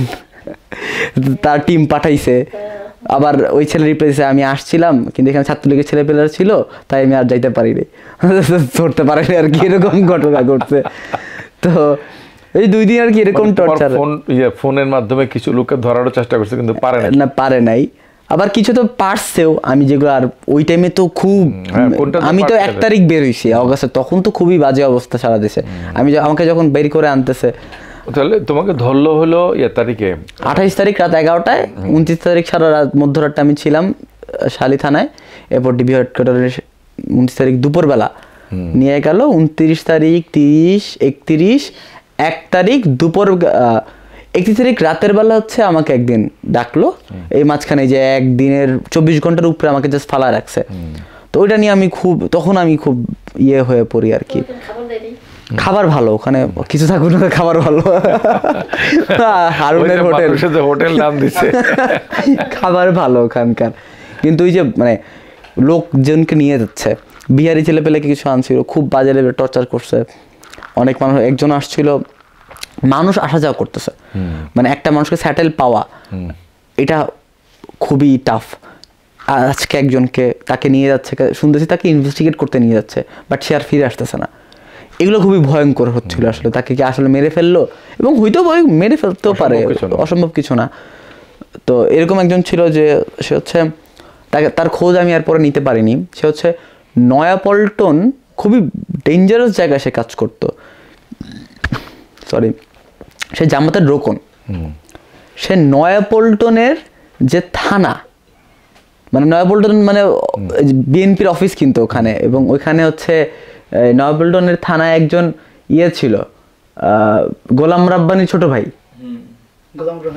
গোলাম রুহানি ছাত্রলীগের সভাপতি ছিল আর কি, তার সেক্রেটারি ছিল, তার ছোট ভাই ওই থানায় কিন্তু পোস্টেড।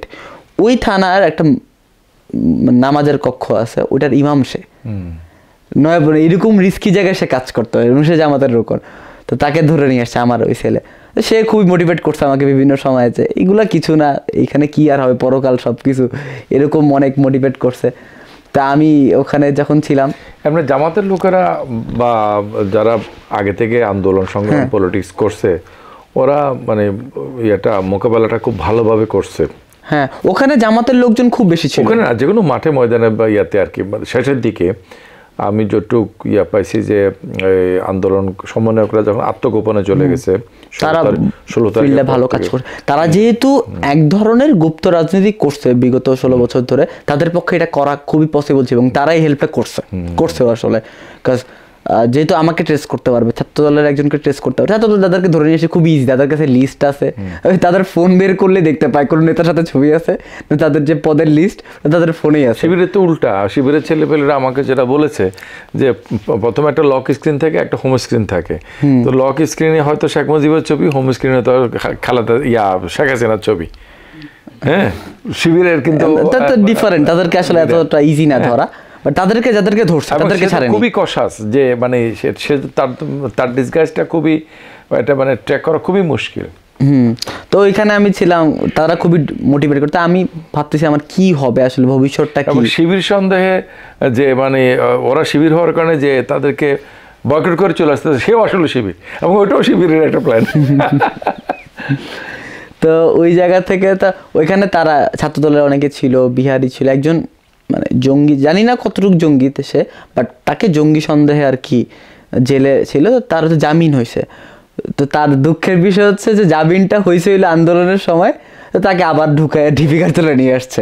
মানে আন্দোলনের সাথে সে কোনো ধরনের সম্পৃক্ত না, বাট সে যেহেতু জঙ্গি এই টাইমে জামিন হয়েছে, তারে আবার ঢুকায় নিয়ে আসছে। নারায়ণগঞ্জে নারায়ণগঞ্জের নরসিংদীতে একটা থানায় হামলা হইলো, যে ওইটার রিজনে তাকে আবার ঢুকায় ফেলছে। তো আমার ছেলে এই ধরনের সব হেভিওয়েট মানুষজন, পাশে আবার এবি পার্টির যে সদস্য সচিব মঞ্জু ভাই, সে আবার আমার পাশের ছেলে ছিল। আপনার দেখা হয়নি? দেখা হয়েছে, সে লুঙ্গি পরে হাঁটতেছিল, আমি তাকে দেখে তো সালাম দিছি, ভাই আপনি এখানে। সে তো আমাদের ভার্সিটিরও সিনিয়র আর কি। সে বলে, আরে মাসুম তোমরা এখানে আসো, তোমাদের কি এখন করে না? আমার তোমাকে চিনতো? হ্যাঁ, তাদের পরিচয় আছে, আমার মোটামুটি অনেকের সাথে একটা পরিচয় আছে আর কি। তো সে ছিল, পাশের ছেলে ছিল। তো তারা আর কি বলতেছিল, আমি বললাম যে আমার কি হবে এখানে থাকা না থাকা। তারা বলতেছে দোয়া করো যাতে ইয়েতে পাঠায়, জেলে পাঠায়।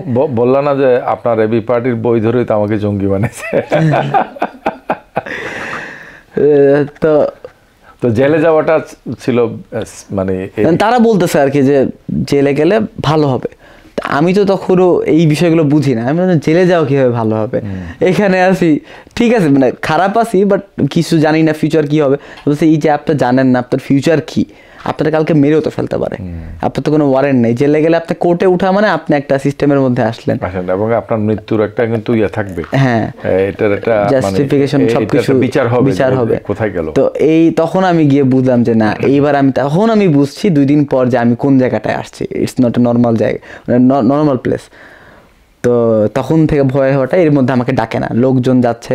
একটা সময় আমি বিশাল সময় কয়েক ঘন্টা বা 12 ঘন্টার মতো আমি ছেলে একা ছিলাম। এই টাইমটা খুব বাজে সময় কাটছে আমার, মানে আমি ফুল টাইমে কিছু কাটছি যে আমার কি হবে। মানে মানুষ থাকলে কথা বলা যায়, ফ্যামিলি কি, আপনার ফ্যামিলি কি করে, এই সময়টা কথা বলে টাইম পাস করা যায়, ওটা হচ্ছিল না। তো 2 দিন পর গিয়ে আমাকে 31 তারিখ সন্ধ্যায় ডাক দিল আরেকটা ইউনিট, 7 তলায় ডেকে নিয়ে গেল। তা আমি ভাবলাম যে এই সাইবার ইউনিট ডাক দিয়ে নিয়ে গেছে, তা আমি ভাবলাম যে হয়তো মামলা দিবে, যে কী হবে হোক, কিছু একটা হোক। তো ওইখানে যাওয়া আমাকে আবার জিজ্ঞাসাবাদ শুরু করলো। আমি বললাম যে ভাই কিছুই না, আমি আন্দোলনে ছিলাম, কোনো ধরনের কোনো কিছু করিনি। তো সে যখন সব কিছু নিয়ে দেখলো, সে বললো স্যাটিসফাইড হয়ে বললো যে আপনার তো ছেড়ে দেওয়া উচিত। তা আমিও খুবই বললাম যে ভাই জানি না তো আমাদের ধরে রাখছে কেন এখনো। তো সে কোনো কারণে হয়তো বা কথা বলছে, সবই আল্লাহর ইচ্ছা আসলে। তো হুট করেই ফোন আসলো, আমার সাথে যারা ছিল তাদেরকে রাখলো, আমাকে বললো যে তাকে নিচের তলা পাঠান আগের ইউনিটের কাছে। তো ওই এডিসি আমাকে আবার রুমে ডাক দিল। এবার সে খুবই ওপেন কথা বলা শুরু করলো আমার সাথে সব কিছু নিয়ে, যে আন্দোলন এটা ঠিক আছে, আপনাদের আন্দোলনের সাথে আমরা জানি, বিশেষ তো আমরাও দিছি, কিন্তু যে এতদূর যাচ্ছে এত তো ঠিক না, আপনি কিসে কিসে কাজ করেন। তো সে ক্যাডেটে পড়ছে, তো আমি তাদেরকে পরিচয় দিলাম ফাহামাদুল সালাম ভাইয়ের। সে হচ্ছে আমাদের সাথে জবান একটা আছে, তার সাথে আমি কানেক্টেড। তাকে পরিচয়, মানে রনির, হ্যাঁ রেজাউল করিম রনি, তার সাথে কানেক্টেড। আমি তাকে ওই পরিচয় দিলাম যে ফাহাম ভাই তো ক্যাডেটের ছিল। আমি বলছি হ্যাঁ সে আমার সে সিনিয়র আমার। তো ওটা নিয়ে আবার একটা বাতচিত হইলো, যে সেও বলতেছে যে তার কথাবার্তা ঠিক আছে কিন্তু বেশি বলে। আমি ওগুলো নিয়ে কথাবার্তা বলতেছিলাম, সে খুবই ফ্রিলি ওই দিন আমার সাথে কথাবার্তা বলতেছিল। এর মধ্যে আমার একটা পোস্টের মধ্যে ছিল যে আমাদের মিরপুর 12 আসনের আওয়ামী লীগের একজন নেতা ইলিয়াস মোল্লা, তার মেয়ে নর্থ সাউথে পড়ে এবং সে আন্দোলনে লিড দিচ্ছিল। এটা আমি টেনে আনছিলাম যে এই যে তারা যে লিড দিচ্ছে এটা আমাদের জন্য খুব ভালো। ওই পোস্টেই ছিল মেবি এটা, ওইটাও সেদিন সে টেনে আনলো যে এই মেয়ে কই থাকে, সে এগুলো বের করতে যাচ্ছে আমার। এগুলো কথা বলার পরে সে বললো যে ঠিক আছে আপনি পাশের রুমে যান। তো তাও আবার বসা রাখছে 1 ঘন্টা। তো আমার ভয় হওয়া শুরু করলো যে কী করবে না করে, মামলা না দিয়ে দেয়। তো আমার পাশে একজন তখন চিটাগাং ইউনিভার্সিটির অ্যালামনাই, সে মেবি 2001-2 ব্যাচ, সে ওখানে দায়িত্বে আছে আর কি ডিবি কার্যালয়ে, সে মেবি এসআই বা কিছু একটা পদে। তো সে বললো যে সব, আবার সেও শুনলো। তো সে শুনে বললো যে তোমাকে তো ছেড়ে দেওয়া উচিত, দিবে মনে হয়, তুমি একটা কাজ করো। কি বলছে সে? কিছুই বলে না। তো সে বলে তুমি একটা কাজ করো, তুমি তার সাথে দেখা করো, করে বলো, বুঝায় বলো, হয়তো বা মানুষ তো মেনে ফেলতেও পারে। তা আমার কাছে মনে হচ্ছে একটা সুযোগ। আমাকে আবার তো পরে বলছে চলেন, লোক আসছে, ঠান্ডা হয়ে যাচ্ছে, তো আমাকে অফ হবে নাকি চলবে এটা? তোমার মুক্তিটা শেষ হোক, তারপর। আচ্ছা হ্যাঁ, তাহলে মুক্তিটা শেষ হোক। তো ওই লোক আমাকে ডাকছে যে চলেন, সে যে ডাকতে আসছে সে ডাকা মানে হচ্ছে আমাকে নিচে নিয়ে যাবে। তাই আমি বললাম যে আপনি জাস্ট একবার স্যারকে বলো, আমি তার সাথে একটু কথা বলতে চাই। তো সে যা বললো, স্যার বলছে ঠিক আছে ডাকেন। তা আমি তখন এই ফার্স্ট বারের মতো একদম ইমোশনাল হয়ে একদম আমার চোখ থেকে পানিও বেরিয়ে গেছিল। তাকে বললাম যে স্যার আমার ইচ্ছা আছে, মানে সে আমার মানে যেহেতু সব কিছু জানছে, আমি এডুকেশনাল ব্যাকগ্রাউন্ড, আমি একাডেমিশিয়ানে কাজ করতে আগ্রহী, তাকে একদম এগুলো খুলে বললাম যে স্যার আমার একাডেমিশিয়ানে কাজ করার ইচ্ছা আছে, আমার ইচ্ছা আছে মাস্টার্সের জন্য বিদেশে পড়াশোনা করতে যাব ভাইয়ার ওখানে, স্যার আমাকে মামলাটা দিন না, মামলা দিলে আমার লাইফটা মানে খুব হ্যাং হয়ে যাবে, এটা করেন না স্যার। যখন সে রিলেট করতে পারছে আমাকে তার সাথে, তখন সে মানে সেও দেখলে ইমোশনাল হয়ে গেছে। সে তাড়াতাড়ি বেল দেওয়া শুরু করছে তার অ্যাসিস্ট্যান্টকে, একটা যেখানে দেয় সে একসাথে 10-12টা দিচ্ছে, যে কই আসে না কেন, সে আমাকে আর ফেস করতে যাচ্ছে না। তো পরে তো যে মামলা হয়তো আপনাকে দিবে যাই না বলে আর কি ছাড়া দিছে। তো সে আসলে পরে আর মামলা দেয়নি। তো পরের দিন দুপুরবেলা এসে দেখলাম 3-4 জন আসলো একদম গান টান নিয়ে, আমাকে হেলমেট ভেস্ট পরাইলো আমার। তখন আমি একটু আবার ভয় পাচ্ছিলাম যে কই নিয়ে যাচ্ছে। তো ওই দিন হচ্ছে 1 তারিখ দুপুরবেলা, তা আমি তো আর জানি না বাইরে কি হচ্ছে, সারা দেশে কি অবস্থা, বাট ওই দিন 1 তারিখ দুপুরবেলা কিন্তু 6 সমন্বয়ক ছাড়ছে আসলে। তা আমাকে আর কি ওপেনে তারা ছাড়তে আগ্রহ নেই, যেহেতু আমাকে ওয়ারেন্ট নেয় বা 6 সমন্বয়কের বিষয়টা সবাই জানতো আসলে। তা আবার বিষয়টা পত্রিকা গেছে, বাট ওপেনলি অমনে জানে যে আমি সমন্বয়ক হিসেবে এখানে গেছি, যে হ্যাঁ একটা ছেলে এখানে আছে। তো তারা আর চায় নাই যে আমার আরেকটা তার ভেজাল নিতে, যে আরও একজনকে তারা আটকে রাখছে তার প্রাইভেট ভ্যানে আমাকে একটাতে উঠায়। তখন আমি আরও বেশি ভীত হই, কারণ তাদের প্রাইভেট ভ্যানের ইতিহাস তো আমি জানি যে এই ব্যাপারগুলো কি করে, এবং সব কালো কাজ দিয়ে ঢাকা। আমি শুধু বাইরে যখন গুড়ি গুড়ি বৃষ্টি পড়তেছে, যখন হেড করে বাইক করে বাইরে পলিথিনের নিচে রাস্তার ওই পারে প্রায় শত ক্যামেরাম্যান, তখন সমন্বয়কদেরকে ছাড়বে ওই টাইমটা আর কি। তা আমি মানে ঐতিহাসিক একটা অবস্থা, আমি বুঝতেছি না আসলে কি হচ্ছে, এত ক্যামেরাম্যান কেন একটা থাকে। আমি আমার লাইফ টাইমে এত সাংবাদিক এক সময় এত এক জায়গায় দেখিনি। তা আমি তাদেরকে তারা কোনো প্রশ্নের উত্তরই দিচ্ছে না, এটা আমার আরও ভয় বাড়াচ্ছে। তো মাঝ পথে যাওয়ার পর কথা আমি পেঁচানোর চেষ্টা করতেছি বিভিন্নভাবে, এই আন্দোলন হচ্ছে, তারাও তাদের কিছু বলতেছে, এই সেই চলতে একবার বলে বসেছে আপনাকে থানায় হস্তান্তর করো। তখন আমি বুঝি না থানায় হস্তান্তর করা মানে যে হয়তো মুক্তি দিবে। তো থানায় নিয়ে গেল, একটা থানায় রাখলো, মডেল থানায়। ওইখানে প্রায় দুপুর থেকে রাত 10টা পর্যন্ত আমাকে ফালা রাখছে। এরপর থানা বললে যে না মানে আপনার এখান থেকে মুক্তি দেওয়া যাবে না। কেউ দায়ভার নিতে আগ্রহী না, কারণ মিরপুরে অলরেডি সবাই জেনে গেছে যে মাশরুমকে উঠে নিয়ে গেছে, মিরপুরে যেহেতু সবাই চিনে আর কি। তো ওইখানে রুমে যারা বসা ছিল তারা আবার চিনে গেছে আমাকে, যখন ওসি কথা বলতেছে যে আপনি কি মাশরুম, আপনি এইখানে কখন আসছেন, তারাও একটু হতবাক হয়ে গেছে।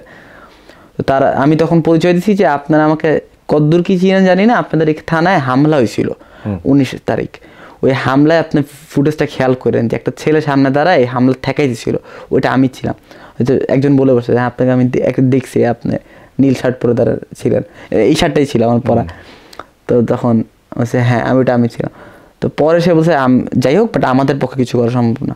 তো পরে আমাকে ওই শালি থানা যেখানে আমাকে রাতে রাখছিল ওইখানে পাঠাচ্ছিল। তো ওই ভ্যানে একজন জাহাঙ্গীরনগর ইউনিভার্সিটির ছিল অ্যালামনাই, সে আছে আমার ভাই, মেজো ভাই জাহাঙ্গীরনগর ইউনিভার্সিটির।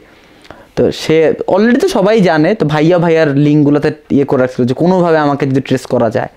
তো সে বুঝছে যে আমি যেহেতু, তো সে যে ফোন দিয়ে জানা দিচ্ছে যে ভাই আপনার ছোটো ভাইকে শালি থানা ট্রান্সফার করা হচ্ছে, আপনি আসেন। তো শালি থানা নিয়ে গেল। তো তারাও আমাকে নিতে আগ্রহী না, কেউ আমাকে ছাড়ার রিস্কটা রাখতে পারবে কিন্তু ছাড়ার রিস্ক নিতে আগ্রহী না, কারণ ছাড়লে আমি আবার আন্দোলনে যাব, আর এই রিস্ক নিলে কিছু হইলেই তার কপাল খারাপ আছে আর কি। সে আবার আরেক থানা, রূপনগর থানা পাঠালো। এটা আউট অফ নয়ার, মানে রূপনগর থানা মিরপুরেই, তো এটার সাথে আমার কোনোভাবে কোনো কানেকশন নাই আর কি। তো তো ততক্ষণে আর কি আমার ভাইয়া রাজি স্যারকে কল দেয়, স্যারের বাসা আমাদের পাশের গলিতে, স্যারকে কল দিতে, স্যার আপনি আসেন, আপনি থাকলে একটু সাহস হয় আর কি। তো বিশ্ববিদ্যালয়ের শিক্ষক বলে একটা কথা আর কি। তো স্যার দৌড়ায় চলে আসে আসলে রূপনগর থানা। আমি তখন একদম হয়ে গেছি আসলে এই 4 দিনের এর মধ্যে আবার থানা থেকে থানা ঘুরাচ্ছে সারাদিন করে, আমি কি হবে কিছুই বুঝতেছি না। যখন স্যারকে দেখলাম আমি একটা আশা পাইলাম যে আমার শিক্ষক আসছে। তো রূপনগর থানা ততক্ষণে আমার ভাইয়া স্যার তাদের সকল নেটওয়ার্কে আসলে কল টল দিয়ে দিছি, ডিজিআই সহ এডিসি মিরপুর জোনের এডিসি আবার আমাদের জার্নালিজম ডিপার্টমেন্টের অ্যালাম নাই। তো সে যখন জানছে তো সে পার্সোনালি বিষয়টাকে নিছে। তো সব আরো আর্মির জায়গা থেকে অনেক বড় বড় জায়গা থেকে সবাই যে যেমনি পারছে আর কি কানেক্ট করে আমার বিষয়টা বলার চেষ্টা করছে। তো অলরেডি যখন এখানে চাপ আসা শুরু করছে বিভিন্ন জায়গাতে, তখন তারা বুঝছে যে না, তাকে রাখাটা ওই মিডল ক্লাসের আলাপ আর কি, যে আবু সাইদকে জেলে রাখলে তো এটা সমস্যা না, যা ইচ্ছা করা যায়, আমার তো রাখতে পারতেছে না। তো এই যে সমস্যাটা তারা তখন ভুগতেছিল। তখন শালি থানা আবার ব্যাক করে, তখন একদম পরিবেশ চেঞ্জ হয়ে গেছে। আমার এগুলো খুলে টুলে দিছে, হেলমেট নাই, কোনো কিছু নাই, আমার পারলে স্যার বলতেছে, এমন একটা অবস্থা। তখন পরিচয়টা বুঝে গেছে আর কি, যে ফ্যামিলি ব্যাকগ্রাউন্ড ডিফারেন্ট, তাদের তো এই রেসিজমটা আছে। ওই জায়গায় যদি নর্মাল একটা ছেলে থাকতো ওই সেম বাজে ব্যবহারটা করতো আমার সাথে, যেটা করে নাই আর কি। তো শালি থানায় গেল, ওইখানে তো ওসি এবার নেমে আসে প্রথম থেকেই রাজি স্যারকে সরি বলে যে স্যার এক্সট্রিমলি সরি, আমার ভুল হয়ে গেছে, আমরা তো এক গ্রাম থেকে আসা মানুষ, ও বিশ্ববিদ্যালয়ে পরে ভালো ফ্যামিলির ছেলে, আমরা তো গ্রাম থেকে আসছি, আমাদের ভুল ভ্রান্তি হয়, তার ভয় হলে চাকরি যাবে, তারা কাকে আটকে রাখছে, এরকম একটা অবস্থা। তো পরে আর কি জাস্ট ওই তাদের তো শয়তানি আছে, শয়তানি তো করবে, ওই শয়তানিটা করছে আর কি। ওই মুসলেক একটা নিছে স্যার থেকে, ওইটা নিয়ে মুক্তি দিছে আর কি। ওটা পরে রাতের বেলা বাসায় গেছি এই অগাস্টের 1 তারিখ। এতটুকু হইলো মুক্তি। না এটা রাজি, আমাদের সহকর্মী রাজি এটা বিরাট একটা ভালো কাজ করছে। স্যার প্রচুর দৌড়াদৌড়ি করছে ঢাকায়, ঘটনাক্রমে তার বাসাও ছিল, হ্যাঁ এটা একটা বড় করতে পারছে। স্যার তখন চিটাং থাকলে তো এটা সম্ভব হতো না আসলে, ঢাকায় ছিল বলে স্যার এটা আমার জন্য মানে এই মাঝখানেও স্যার প্রচুর দৌড়াদৌড়ি করছে আসলে। এবং সেটা রাজি বা এই ধরনের সাহসী টিচার না হলে হয়তো করতো না। আমার ডিপার্টমেন্টে কোনো শিক্ষক আসলে ওভাবে কনসার্ন ছিল না। আমার মজার ঘটনা যেটা করছে যে আমার ফ্যামিলির আমার ভাই বোন সবাই খুবই এডুকেটেড। তো প্রক্টর মেবি কল দিছিল আমার ভাইকে একটু কনসার্নের জায়গা থেকে, যে একজন ছেলেকে ডিবি কার্যালয়ে রাখছে আমাদের, সে জানেও না কার সাথে কি কন্ট্যাক্ট করতে হয়। তা আমার ভাই পরে তাকে বলছে যে আপনি যে পুলিশের সাথে যোগাযোগ করতে চাচ্ছেন, পুলিশের ওয়েবসাইট আছে, আপনি এখান থেকে নাম্বারটা পাবেন। সে ওইটাও পারতেছে না কানেক্ট করতে। পরে আমার ভাই নিজে ওয়েবসাইটে ঢুকে নাম্বার কালেক্ট করে তাকে দিছে, একটা ভার্সিটির প্রক্টর। আর শিক্ষকদের বাকিদের তো কথা আর বললাম না, এই হচ্ছে আমার অবস্থা। আমার ভাই পরে আমাকে বলতেছিল যে তুই এখানে কেন গেছিস, তুই ব্র্যাক নার্স হতে পড়তি। আমার বন্ধু বান্ধব অধিকাংশই ব্র্যাক নার্স হতে পড়াশোনা করে, আমি শুধু ওই রাজনীতির কনসেপ্ট নিয়ে এখানে আসছি আর কি। তাহলে 1 তারিখে তুমি মুক্তি পাইলা, তাহলে 1 তারিখ থেকে 5 তারিখের ইয়াটা আমরা একটু 2 তারিখ, আচ্ছা এটা একটু একটু নাস্তা করব। হ্যাঁ শিওর শিওর। তো আমরা বিরতির আগে আলোচনা করছিলাম যে মাস্টুনের গুম হওয়ার পরে তার ছাড়া পাওয়া পর্যন্ত 1 তারিখ তখন কয়টা হবে? 1 তারিখ ওই বাসায় আমি ফিরি 12টা বাজে, প্রায় সব মিলে 4 দিন হইলো আর কি।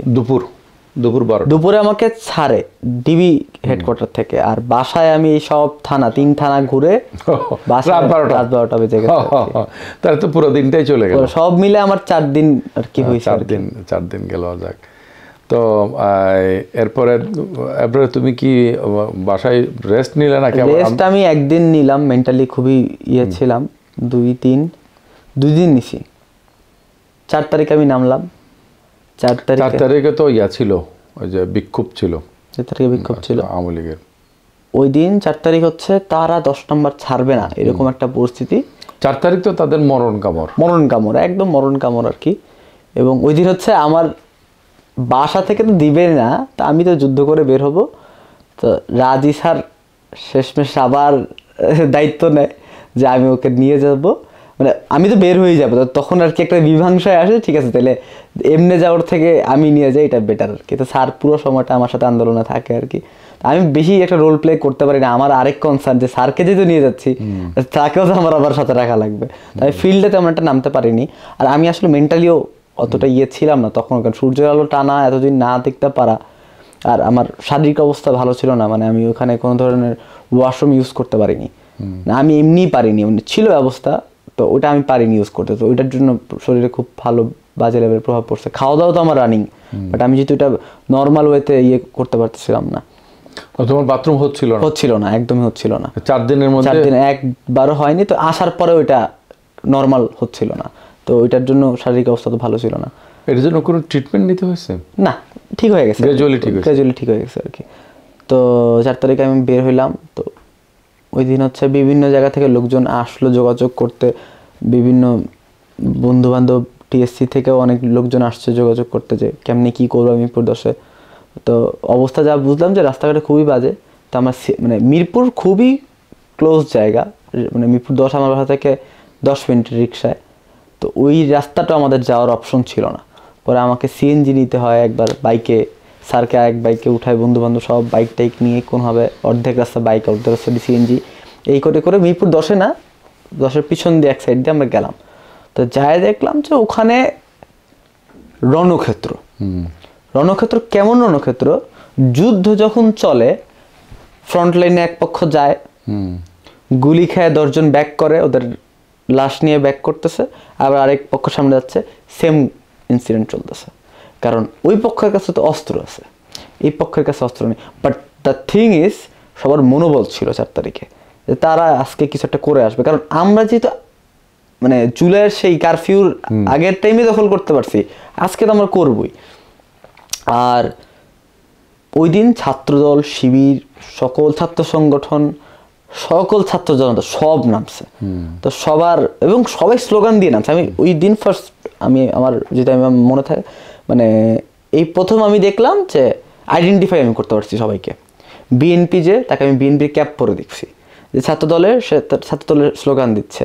শিবির যে, সে নারে তাকবীর আল্লাহু আকবার স্লোগান দিচ্ছে। এটা আমি কখনো দেখিনি, মানে বিগত কোনো বছরেই আমি কখনো আন্দোলন দেখিনি। এই প্রথম আমি দেখলাম যে সবাই তার আদর্শ নিয়ে নামছে, যে এক দফা এক দাবি। তো এই চলতেছে, আমি যাই দাঁড়ায় আছি রাস্তাটি পার, আমি দেখছি রিক্সা নিয়ে একজন একজন করে দেহ যাচ্ছে, এই অবস্থা চলতেছে আর কি। কারো হয়তো বা লাশ, কারো হয়তো বা রক্ত। আত্মহত লাশ বুঝারও সুযোগ নাই, কারণ একটা লোক উন্ডেড হয়ে এসে সেন্সলেস হয়ে গেছে, এখন সে কি বেঁচে আছে নাকি মারা গেছে এটা তো বোঝা যাচ্ছে না। তো এই হচ্ছে, তো আমি কনফিডেন্ট না, আমি সবাইকে আশ্বাস দিচ্ছি যে কোনো টেনশনে, তাদের অস্ত্রর কতগুলি আছে।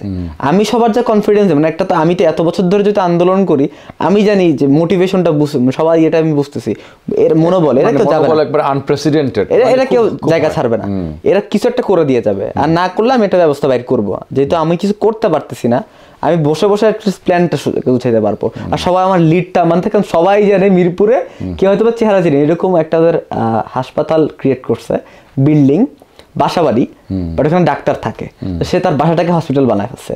যারাই আহত হচ্ছে তাদেরকে বিল্ডিং এর গ্যারেজে নিয়ে যাচ্ছে, সেটা করতেছে। ওইখানে আমি স্যারকে নিয়ে বসে আছি, তো একটা মেয়ে এসে বলতেছে যে ভাই, মাসুন ভাই কি ছাড়া পাইছে? আমাকে এসে জিজ্ঞেস করতেছে, কারণ মিরপুরের বিষয়টা এখন তখন খুবই, যে মিরপুরে একজন ঢাকা কমার্স কলেজের শিক্ষক একজনকে ধরায় ফেলছে, এবং সে এখানকার সমন্বয়ক ছিল। ঢাকা কমার্স কলেজের শিক্ষক ধরাইছে, মানে এটা খুব বাজেভাবে ছড়ায় গেছে, এবং এটা পিনাকি ভট্টাচার্য সহ অনেকে পোস্ট করছে, এই কারণে এটা আরো বেশি ভাইরাল হয়েছে। মানে আমি সমন্বয়ক একজন যে গেছে, এর থেকে বেশি ভাইরাল টপিকটা হয়েছে, কনটেক্সট ম্যাটার করে, শিরোনাম ম্যাটার করে, শিরোনাম এটা বেশি গেছে, শিক্ষক ধরা দিয়েছে। না, এটা আসলে কি ঘটনা সত্যি? ঘটনা সত্য বলতে ডিরেক্ট হবে না, লোকেশন ধরা দেওয়ার মতো একটা ঘটনা হয়েছে হয়তো বা, বাট যেটা সত্য, যেটা একদম বের করা গেছে, সে হচ্ছে ওপেনলি আমার বিষয়গুলা শিক্ষকদের একটা পরিমণ্ডলে বলছে, এবং মানে সাক্ষী স্যার দিছে যে হ্যাঁ, সে বলছে, তোমার কথা তুলছে বিভিন্ন জায়গায়, যে এইসব গন্ডগোল মিসক্রিয়েন্টদের মধ্যে অন্যতম। তো যেই কথা বলতে পারে সে, আর সে আওয়ামী লীগ করতো আমরা জানতাম, সে পুলিশকে এই তথ্য দিবে না আর কি। আর ছড়ায় গেছে এত বাজেভাবে, এটা আসলে আর কন্ট্রোলেবল ছিল না। বাট যেটা কন্ট্রোলেবল ছিল, যে তাকে সেভ করা, যেহেতু আমার শিক্ষক, হ্যাঁ, হ্যাঁ, হ্যাঁ। তা আমি ওটা সেটাতে করছি। মবের- আমি বের হওয়ার পর, হ্যাঁ মবের মানে সবাই আমার ছোট মানে তাকে কিছু একটা করে ফেলবে, আমি 1 তারিখের পর থেকে বের হওয়ার পর আমি একটা অ্যান্সার দিছি, সে করছে, করতেও পারে নাও করতে পারে, বাট অ্যান্সারটা আমার এখন দেওয়াটা জরুরি না। আমার জরুরি এখন হলো হাসিনাকে ফেলানো। সো এইটার অ্যান্সার এখন কেউ জানতে যাও না, এটা করে আমি মবটাকে থামায় রাখছি, না হলো সবাই হাসিনাকে পরে ফেলিত, আগে তার কিছু একটা রফা দফা করে ফেলতো, এমন একটা অবস্থা ছিল। তো ওই মেয়ে তোমার সামনে তোমাকে আমাকে জিজ্ঞেস করতেছে, তা আমি এসে দিছি, তো এই হলো অবস্থা। তো এই চলতেছে, আমি বুঝেছি সবাই সামনে যাচ্ছে, গুলি করতেছে, গুলিও আবার কত ধরনের গুলি। একটা তো ওরা মিরপুর 10 রাস্তায় ফ্রন্টে গুলি করতেছে, কিছু আবার রাস্তার কি বলে বিল্ডিং এর ছাদ থেকে, কিছু আবার মেট্রো রেলের উপর থেকে, রেল লাইন থেকে। তো ওরা কারা, মানে মানে যারা গুলি করতেছে তারা কি ছাত্রলীগের নাকি পুলিশের? ছাত্রলীগ, পুলিশ, আর্মি না, যুবলীগ। ছাত্রলীগ, পুলিশ, যুবলীগ, এগুলা। ও একটা ইনসিডেন্ট আমি বলতে ভুলে গেছি, এটা থাকা ভালো যেহেতু সব বলতেছি। ওটা হচ্ছে যেদিন হচ্ছে মেট্রো রেল ভাঙচুর হয়, মানে লাস্ট যেদিন মানে কারফিউ দিয়ে দিচ্ছে, ইন্টারনেট বন্ধ হওয়ার পরে হচ্ছে ঘটনাটা ঘটছে, যে বিটিভি এগুলো সব ইন্টারনেট অফ হওয়ার পরে, আগে হয়েছে কিনা জানি না, বাট মেট্রো রেলটা হচ্ছে ইন্টারনেট অফ হওয়ার পরের দিন, তার 20 তারিখ মেবি, যেদিন শুক্রবার ছিল। তো ওই দিন আমি স্পটে ছিলাম, কিন্তু ওই দিন আমাদের আন্দোলন খুব কম ছিল, যেহেতু কারফিউ দিছে এবং ইন্টারনেট অফ, তা আমি অতটা প্রথম দিনে আমি একটু অফ রাখছি সব কিছু, যে এতটা নামা উচিত হয়, আমি জাস্ট ইনসিডেন্ট দেখতে গেছি। তো ঘটনাটা ঘটছে কি, মানুষজন আন্দোলন ফ্রন্টে করতেছিল, ওই প্রথম ওরা শুরু করলো গুলি করার উপর থেকে, বিল্ডিংয়ের বাসাবাড়ি ছাদ ওরা দখল করে গুলি করা শুরু করলো। তো মানুষ যখন দেখছে লাশ পড়তেছে, তার ভাইয়ের লাশ পাশে পড়তেছে, কিন্তু সেই গুলিটা কোত্থেকে আসছে এটা সে দেখতে পারতেছে না, তখন গিয়ে আইডেন্টিফাই করা গেল যে মেট্রো রেলের লাইন থেকে গুলি করতেছে। এখন একটা মানুষ আন্দোলনকারী যে রক্ত গরম, তার সে পাইলে একটা ছাত্রলীগকে ওখানে মেরে ফেলবে, এরকম অবস্থা তার। সে যখন জানবে যে স্টেশনের উপর থেকে সে গুলি করছে, সে কি বসে থাকবে যে আমার সম্পদ আমি বাঁচাবো? সবাই কিন্তু এটা মেনটেন করছে যে আমার সম্পদে আমি কোনো হাত দিব না। তো যেই সম্পদের উপর দিয়ে আমাকে গুলি করতেছে, ওই সম্পদ সে যে রক্ষা করবে, তখন সবাই উঠা শুরু করে। এর মধ্যেই কিছু ছেলে পেলে ওই ভাঙচুরটা করে ফেলছিল আর কি। কিন্তু যাদেরকে গ্রেফতার করছিল এরকম 2 জন ভিডিও দেখে, তারা ছাত্রলীগের সাথে সম্পর্কিত ছিল কি জানি, এরকম আমি তো দেখলাম ছাত্র দলের এরকম কয়েকজনকে কানেক্ট করছিল, এবং ওরা হচ্ছে ওখানে কোন এমপি কি আসলাম বা এরকম নামে কেউ ছিল, আসলাম ছিল, হ্যাঁ মারা গেছে যদিও, কোন এক এমপি সমর্থিত। বুঝতে পারছেন, এই ঘটনাটা আমার আসলে জানা নাই, কারণ মিরপুর থেকে যাকেই ধরছে তারে ওটার জন্য, আমাকেও তো বলছে বিহারি যাদেরকে ধরছে টর্চার কোন লেভেলের, তারপর দেখতেছে যে এটা ছাত্রলীগের। তো তখন বাকিরা বুঝলো যে এমন হইতে পারে যে সরকার আগুন লাগাই দিয়া, বিটিভি সহ বিভিন্ন ঘটনায় এই ধরনের ঘটনা করতে পারে। মেট্রো রেলটা যে আগুনটা হইছে, পরবর্তীতে ইনভেস্টিগেশন করে দেখা গেল যে বিটিভির যে সহ-পরিচালক মাহফুজা খাতুন, ওনার সাথে বিটিভির একটা মামলা ছিল 19 বা 21 কোটি টাকা। উনি এই মামলার টাকা যাতে দেওয়া না লাগে এই জন্য এখানে একটা আগুন লাগাই দিল। এটা উনি ভাবছিল ডকুমেন্ট সহ সবকিছু পুড়ে গেলে সবার এইদিকে, তাহলে মানে তার এটা মিরপুরের বিষয়টা আমি মানে সাক্ষী ছিলাম, যেহেতু মানুষ এটা ক্ষোভ থেকে উঠছিল, ভাঙছে তারা, কিন্তু ভাঙ্গার পরের যে জিনিসপাতি ভাঙছে এটা কে করছে, এটা আরেকটা জিনিস হলো যে ছাত্রলীগ করে, এই যে হৃদয় তরুয়া, সে তো ছাত্রলীগ করে, হলে থাকে, তারপরে সে গিয়ে মারা গেছে। এমনকি ছাত্রলীগ তো চাইছিল এটাকে তাদের ঘটনা, মানে তাদের পক্ষের লোক হিসেবে করার জন্য। আমাদের ডিপার্টমেন্টের কোন একটা ছেলেকে দিয়ে, নিজুমকে দিয়ে ভিডিও করেছিল না, কি নেককার জন্য ঘটনাটা করাইছে ছাত্রলীগ শেষ পর্যন্ত আর কি। তো বলছে যে ছাত্রলীগের তো ছাত্রলীগ করে এরকম কিছু লোক তো আন্দোলনে ছিল, তারা না থাকলে তো সম্ভব ছিল না আর কি। লেভেলের ছিল, নেতা লেভেলের কেউ না নেতা লেভেলের তো প্রশ্ন। তো ওই জায়গা থেকে তো 4 তারিখে এটা ঘুরতে ঘুরতে দুপুর 3টা, কিন্তু তাদেরকে এক বিন্দু পরিমাণ মিরপুর 10-এর স্ট্যান্ড ছাড়ানো যায় নাই। তো এখনো তো আসলে এখন দুপুর 3টা-4টা যখন বেজে গেছে, এটা এখন কনসার্নিং হয়ে উঠলো যে কি করা যায়। তখন আমিও কনসার্ন হয়ে উঠলাম যে এভাবে তো সম্ভব হচ্ছে না। তারা মিরপুর 10 না ছাড়ার রিজন ওই একটাই, গণভবন কাছে, তারা এই জায়গা ছাড়বে না। যখন আমি বিষয়টা বুঝতে পারলাম, এবং এটা মনে হয় তাদের ব্যাপক পরিকল্পনা, তারা যত ধরনের আশেপাশে থানার অস্ত্র সব, এবং আশেপাশের থানার যত আওয়ামী লীগ যুবলীগ সব ওই জায়গাটায় ওই জায়গাটা ছাড়বে না তারা। এই জায়গা ছাড়লেই গণভবন হাত ছাড়া হয়ে যাবে। তো ওই দিন আসলে পড়েও যেতে পারতো যদি ওইটা না ধরে রাখতে পারতো। তো পরে আমরা ভাবলাম যে না, কিছু একটা ডিফারেন্ট করতে হবে, ওদের অস্ত্রের সাথে তো আমরা পারবো না। পরে হইলো কি, পরে আমরা একটা অটো, আমরা তথ্য পাইলাম এক জায়গা থেকে যে আর্মি ডিএচএস থেকে মিরপুর 12 ডিএচএস থেকে বেরিয়েছে, মিরপুর 10 বরাবর আসতেছে, কিন্তু ওই বাংলা স্কুলের সামনে একটা 11 মিরপুর 11 এখানে আশেপাশে থেমে আছে, নড়তেছে না। তা আমরা অটো নিয়ে ওইদিকে গেলাম, বন্ধু বান্ধব কয়েকজন, স্যার সহ আমি অটো নিয়ে ওখানে গেলাম। তো ওখানে যাওয়ার পরে আমি যখন আর্মিকে দেখলাম যে ওদের ম্যান পাওয়ার প্রচুর, ট্যাঙ্ক নিয়ে আসছে, কিন্তু তারা নড়তেছে না, তারা আলাপ আলোচনা করতেছে, দাঁড়াচ্ছে, খুবই স্লো। তো পরে একটা বুদ্ধি দিলাম সবাইকে যে পিছন থেকে ঘিরে ফেলো, মানে ও যাই করুক ও সামনে যেতে বাধ্য হয়, পিছে যাওয়ার কোনো সুযোগ নেই। তো জনগণও সব আস্তে আস্তে আরো হওয়া শুরু করলো। তো অল অফ এ সাডেন, খুবই ভুল স্লোগান, বাট স্লোগানটা হয়েছে, এটা সত্য, এটা ডিনাই করা যাবে না।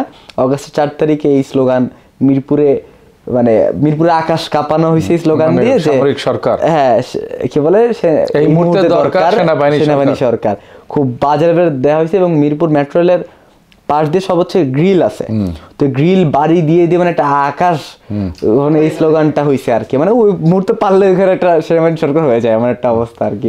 এটাকে মানুষ নিয়ে নিছে, ওন করে ফেলছে স্লোগানটা, খুবই ভুল ছিল, রং ছিল না, থামলে পরে তো ইয়াও করতেছিল, যে রিটালিয়েট করতেছিল না। হ্যাঁ, যখন আবার তারা থেমে যাচ্ছে তখন আবার জনগণ খেপে যাচ্ছে যে আপনি থামতেছেন কেন, এবং পিছন থেকে স্লোগান দিয়ে সামনে চাপ, তোমাকে যেতে হবে।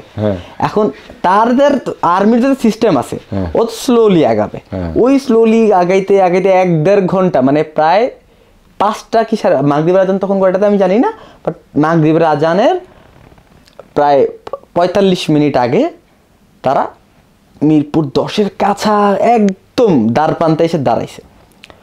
এখন ওইটা তো তাদের প্রাণকেন্দ্র, ওই জায়গা তো আওয়ামী লীগ যুবলীগ পুলিশ ছাড়বে না। ওরা করছে কি, ভুলটা তখন করছে, জনগণের গায়ে গুলি করা এক জিনিস, আর আর্মির গায়ে, ওই যুবলীগ ছাত্রলীগ আর্মি দিকে তাক করে গুলি, আর জনগণ সামনে থেকে সরে গেছে। জনগণের কথা হইলো আমি ওই ইয়েটা আমরা ফিল করে আমরা কিন্তু সামনে নাই, সামনে কখনো তাদের সামনে আমরা ফাঁকা রাখছি, আমরা সাইড চেপে যাচ্ছি, আপনার বাবা তুমি যাও, তোমাকে ডানে বামে পিছে সব জায়গায় আটকা রাখা হয়েছে, তোমার যাওয়ার জায়গা সামনে, আর কোথাও তুমি যেতে পারবো না।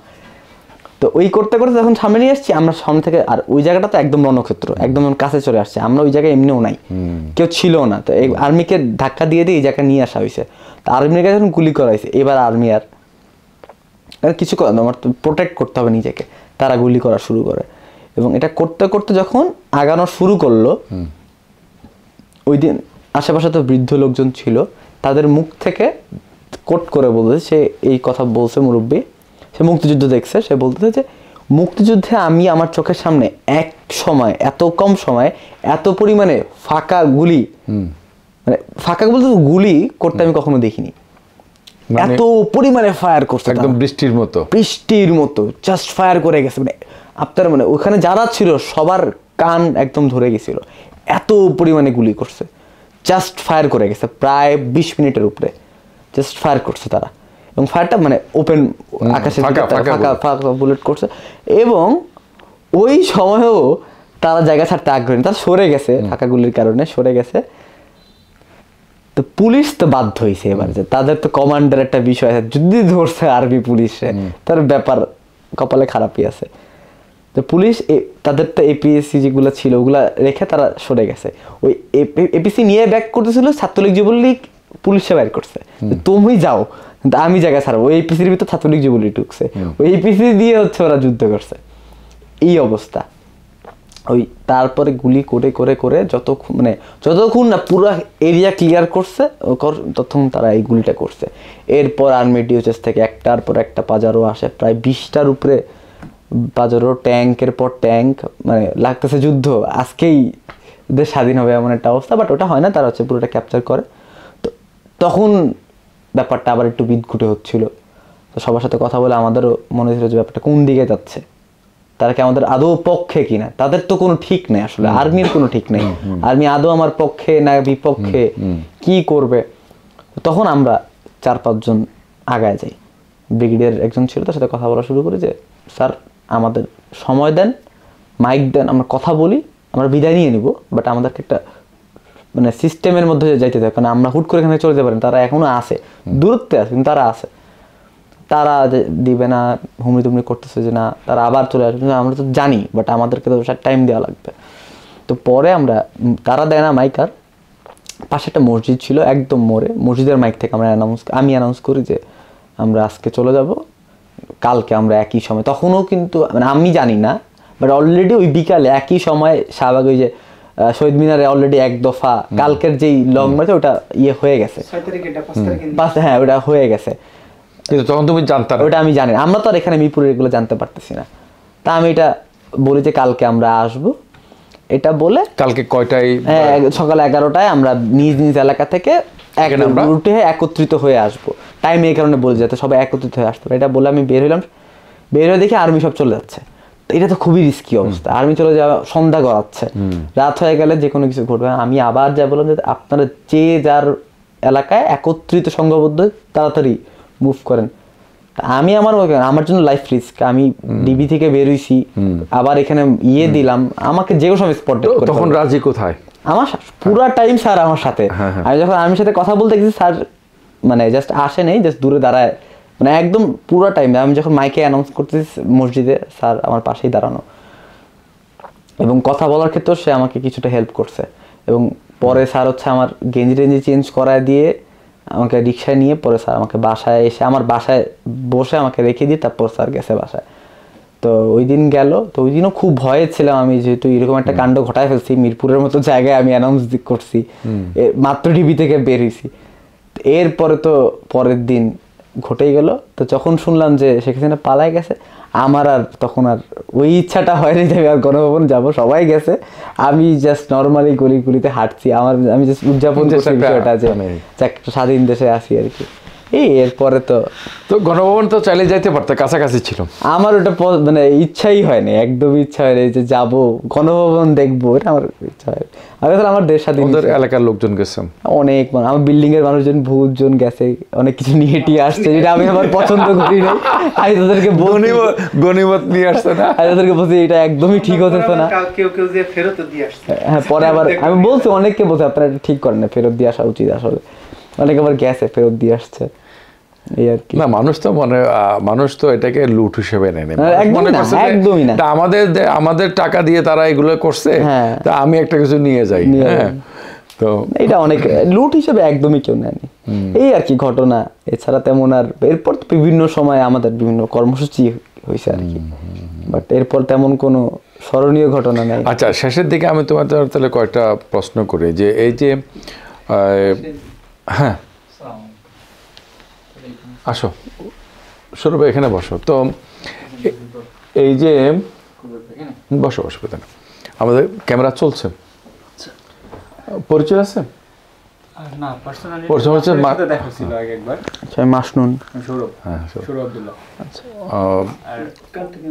হ্যাঁ, তো এই প্রশ্নটা হচ্ছে যে এই যে আন্দোলনটাতে তোমরা করলাম, এবং যাই হোক পুলিশের হাত থেকে বেঁচে ফিরে আসা, এটা তো একটা বিরাট আল্লাহর রহমত।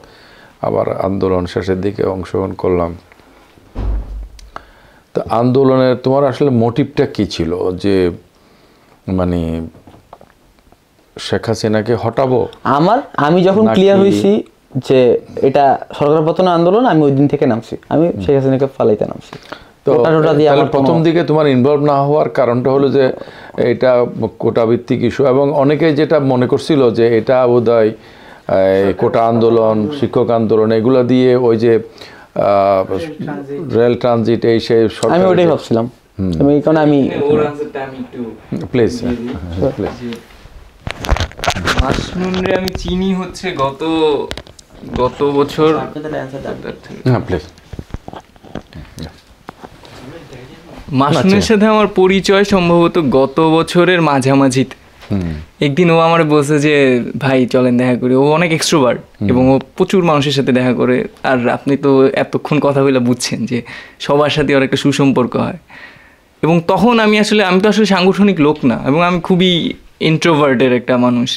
প্লাস তোমার নাম পরিচয়টা না বললে তো ওই যে অনেকে চিনবে না। আচ্ছা, আমি 18-19 সেশনের অর্থনীতি বিভাগের ছাত্র। আমার নাম শাহ বখতিয়ার ফররুখ হোসেন, আর ডাক নাম রিফু। পেন নেম রিফু, যে আমি আমার লেখালেখির অভ্যাস আছে এবং আমি আসলে তখন তোমার আরেকটা পরিচয় বললে না যে রাষ্ট্রচিন্তার? আচ্ছা, আমি রাষ্ট্রচিন্তার বর্তমান সভাপতি চট্টগ্রাম বিশ্ববিদ্যালয়। যে কথা বলতেছিলাম যে ওর সাথে আমার পরিচয়ের সূত্রটা এইখানে, যে ওরা আমি চিনছি, চিনার পর আমার মনে হয়েছে যে আচ্ছা ঠিক আছে এই ছেলেটা, কিন্তু ওর সাথে আমার সখ্যতা তৈরি হয়েছে যখন আমি দেখছি যে ও এত সাহসী একটা ছেলে এবং ওই সময় ওর মধ্যে শেখ হাসিনার সরকার হইতেছে না এইটা এত তীব্রভাবে ছিল। যেমন আমার গত নির্বাচনের আগে আমরা তো সবাই অনেক হতাশ। আমার মনে আছে যে আমি একদিন মিরপুর গেছি এবং আমরা মিরপুর 2-এর কোনো একটা জায়গা দিয়ে হাঁটতেছি এবং একটা দোকানদাররা বলতেছে, চায়ের দোকানদার, যে নির্বাচনে কি হবে, যে শেখ হাসিনা থাকবে না। আর ওই চায়ের দোকানদার বলছে যে স্বপ্নে দেখবো না। তো বলছে যে আরে এইবার না থাকলে সামনে থাকবে না। এবং যখন আসলে শেখ হাসিনা ছিল না তখন আমার কথা মনে পড়ছে যে আরে মানে এইটা আমরা অ্যান্টিসিপেট করতেছিলাম যে দেশের যে অবস্থা এইটা হবে, কিন্তু এত জলদি হবে ওইটা আমরা অ্যান্টিসিপেট করিনি। মাসনুন যেমন যে কোনো আমাদের কনসেপ্টে ছিল কি যে একটা যখন আন্দোলন করতেছি সেইটা আমাদের অধিকার খর্ব হইতেছে দেখে আন্দোলন করতেছে, এবং এইটা তো আসলে সরকারের দায়িত্ব আমাদের অধিকার নিশ্চিত করা। মাসনুনেরও সেম কনসেপ্ট। তো এইটা তো সরকার বিরোধী আন্দোলন, সরকার পারতেছে না, তার কাছে চাইতেছি, তার বিরুদ্ধে, তার ব্যর্থতার বিরুদ্ধে আমরা প্রতিবাদ জানাইতেছি। কিন্তু আমাদের কোটা আন্দোলনের শুরুতে আমি নিজে গেছি, কারণ আমার তো স্বার্থ জড়িত, আমি তো সামনে চাকরি করব, কিন্তু মাসনুন যায় নাই কারণ আন্দোলনের শুরু থেকে ছিলে? আমি শুরুতে কিছুদিন ছিলাম, তারপর শুরুতে বলতে কি সেটা এটা একদম জুলাইয়ের শুরুর দিকে যখন মাত্র শুরু হয়েছে তখন যে আমি হতাশ হয়েছি, যে যেমন হইতেছে যে একটা স্লোগান ছিল যে বঙ্গবন্ধুর বাংলায় বৈষম্যের ঠাঁই নেই। তো এগুলো শুই না আমরা পিছনে দাঁড়ায় হাসাহাসি করতেছি, যে মানে বুঝছি কেন বলা হয়েছে, একটা সেফটির তখন ইস্যু ছিল। তোমার বা তোমাদের এন্টি আমলিক হওয়ার কি কারণ? মানে তোমাদের কোনো সাংগঠনিক? আমার তো কোনো সাংগঠনিক ইয়া ছিল না। মাসনুনেরও আসলে মাসনুন অত্যন্ত সাংগঠনিক ছেলে, কিন্তু ওরও আসলে কোনো বিশেষ সংগঠনের সাথে আমার কোনো আসলে কোনো সংগঠনের সাথে ইয়ে ছিল না। মাসনুনেরও কোনো সংগঠনের সাথে আসলে ওইভাবে ইয়া ছিল না, মানে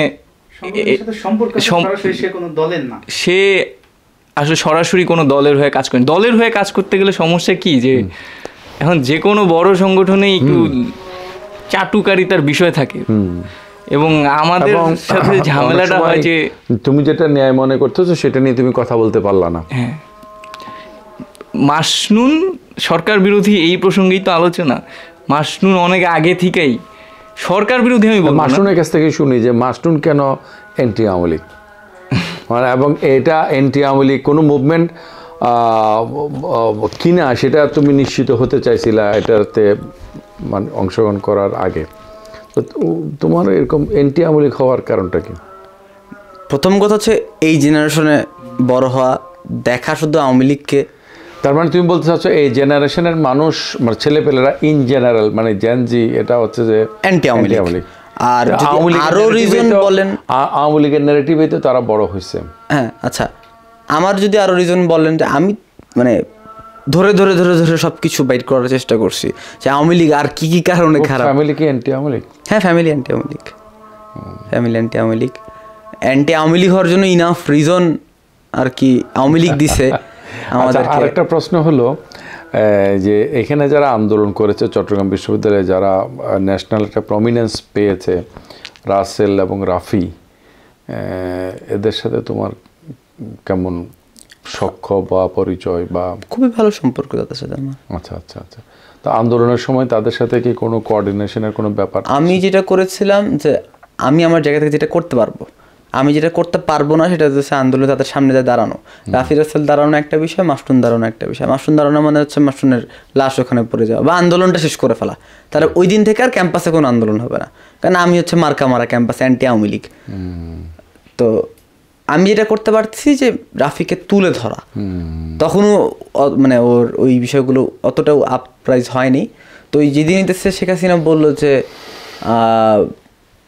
কি বলে মুক্তিযোদ্ধার ছেলে নাতিরা চাকরি পাবে না, ওটা তো পরের।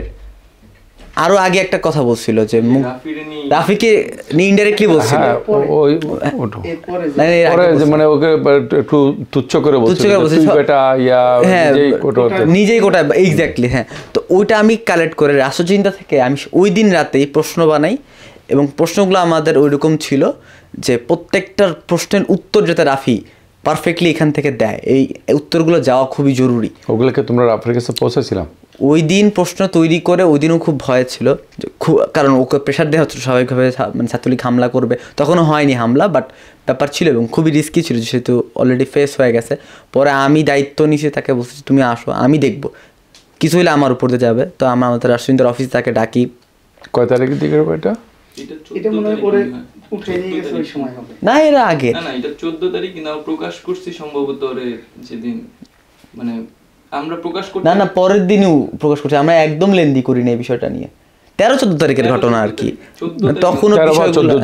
তখনও বিষয়গুলো অতটা বাজে হয়নি, আমি তখনও ক্যাম্পাসে আর কি।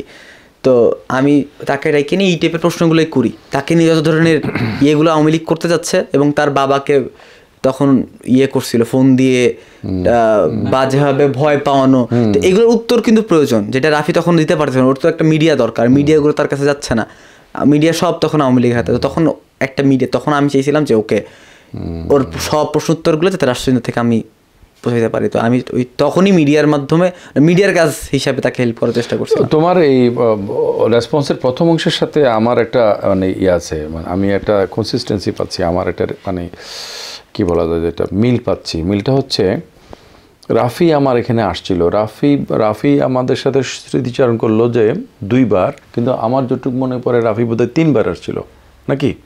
তোমার কি মনে হয়? আমার কাছে মনে হয় 2 বার না? আর এর আগে মনে হয় আপনার সাথে সে একবার ফোনে বা এরকম যোগাযোগ করছিল। আচ্ছা, যাই হোক, আমার ধারণা ছিল যাক 2-3 বার, হোয়াট এভার, 2 বার বা 3 বার হোক, সে আমার এখানে আসছে। এসে তো সে নিজে যোগাযোগ করছে, যোগাযোগ করে বলছে আপনার সাথে কথা আসছে। আসার পরে দিয়ে আমি বললাম যে তুমি আমার সাথে কেন দেখা করতে আসলে, বা ইয়েটা কি, এখানে ও বসছে, আমি ওখানে বসছি। ও বললো যে আমি একটা লেখা লিখছিলাম, যেখানে আমি বলছিলাম যে বিশ্ববিদ্যালয়ের সব সুবিধাগুলো শিক্ষকদের জন্য, আর কিছু সুবিধা এখানে অফিসাররা পায়। বিশ্ববিদ্যালয়ের যে মূল যে স্টেক হোল্ডার ছাত্র, আমি লেখার টাইটেল ছিল যে এরা ছাগলের 3 নম্বর বাচ্চা, মানে এদের জন্য কোনো সুবিধা নাই, হ্যাঁ, ইত্যাদি। তো এটা লাগে না।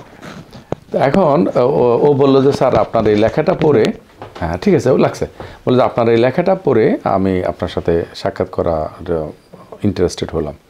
তো আমাকে বললো যে স্যার আমি তো ওই যে রনি ওই যে রেলের টিকিটের ব্যাপারে মহিউদ্দিন রনি ভাইয়ের সাথে আমার যোগাযোগ আছে, আমি সেখানে আন্দোলনে ছিলাম, আমার আন্দোলন সংগ্রাম ভালো লাগে এবং আমি প্রতিরোধ করতে চাই।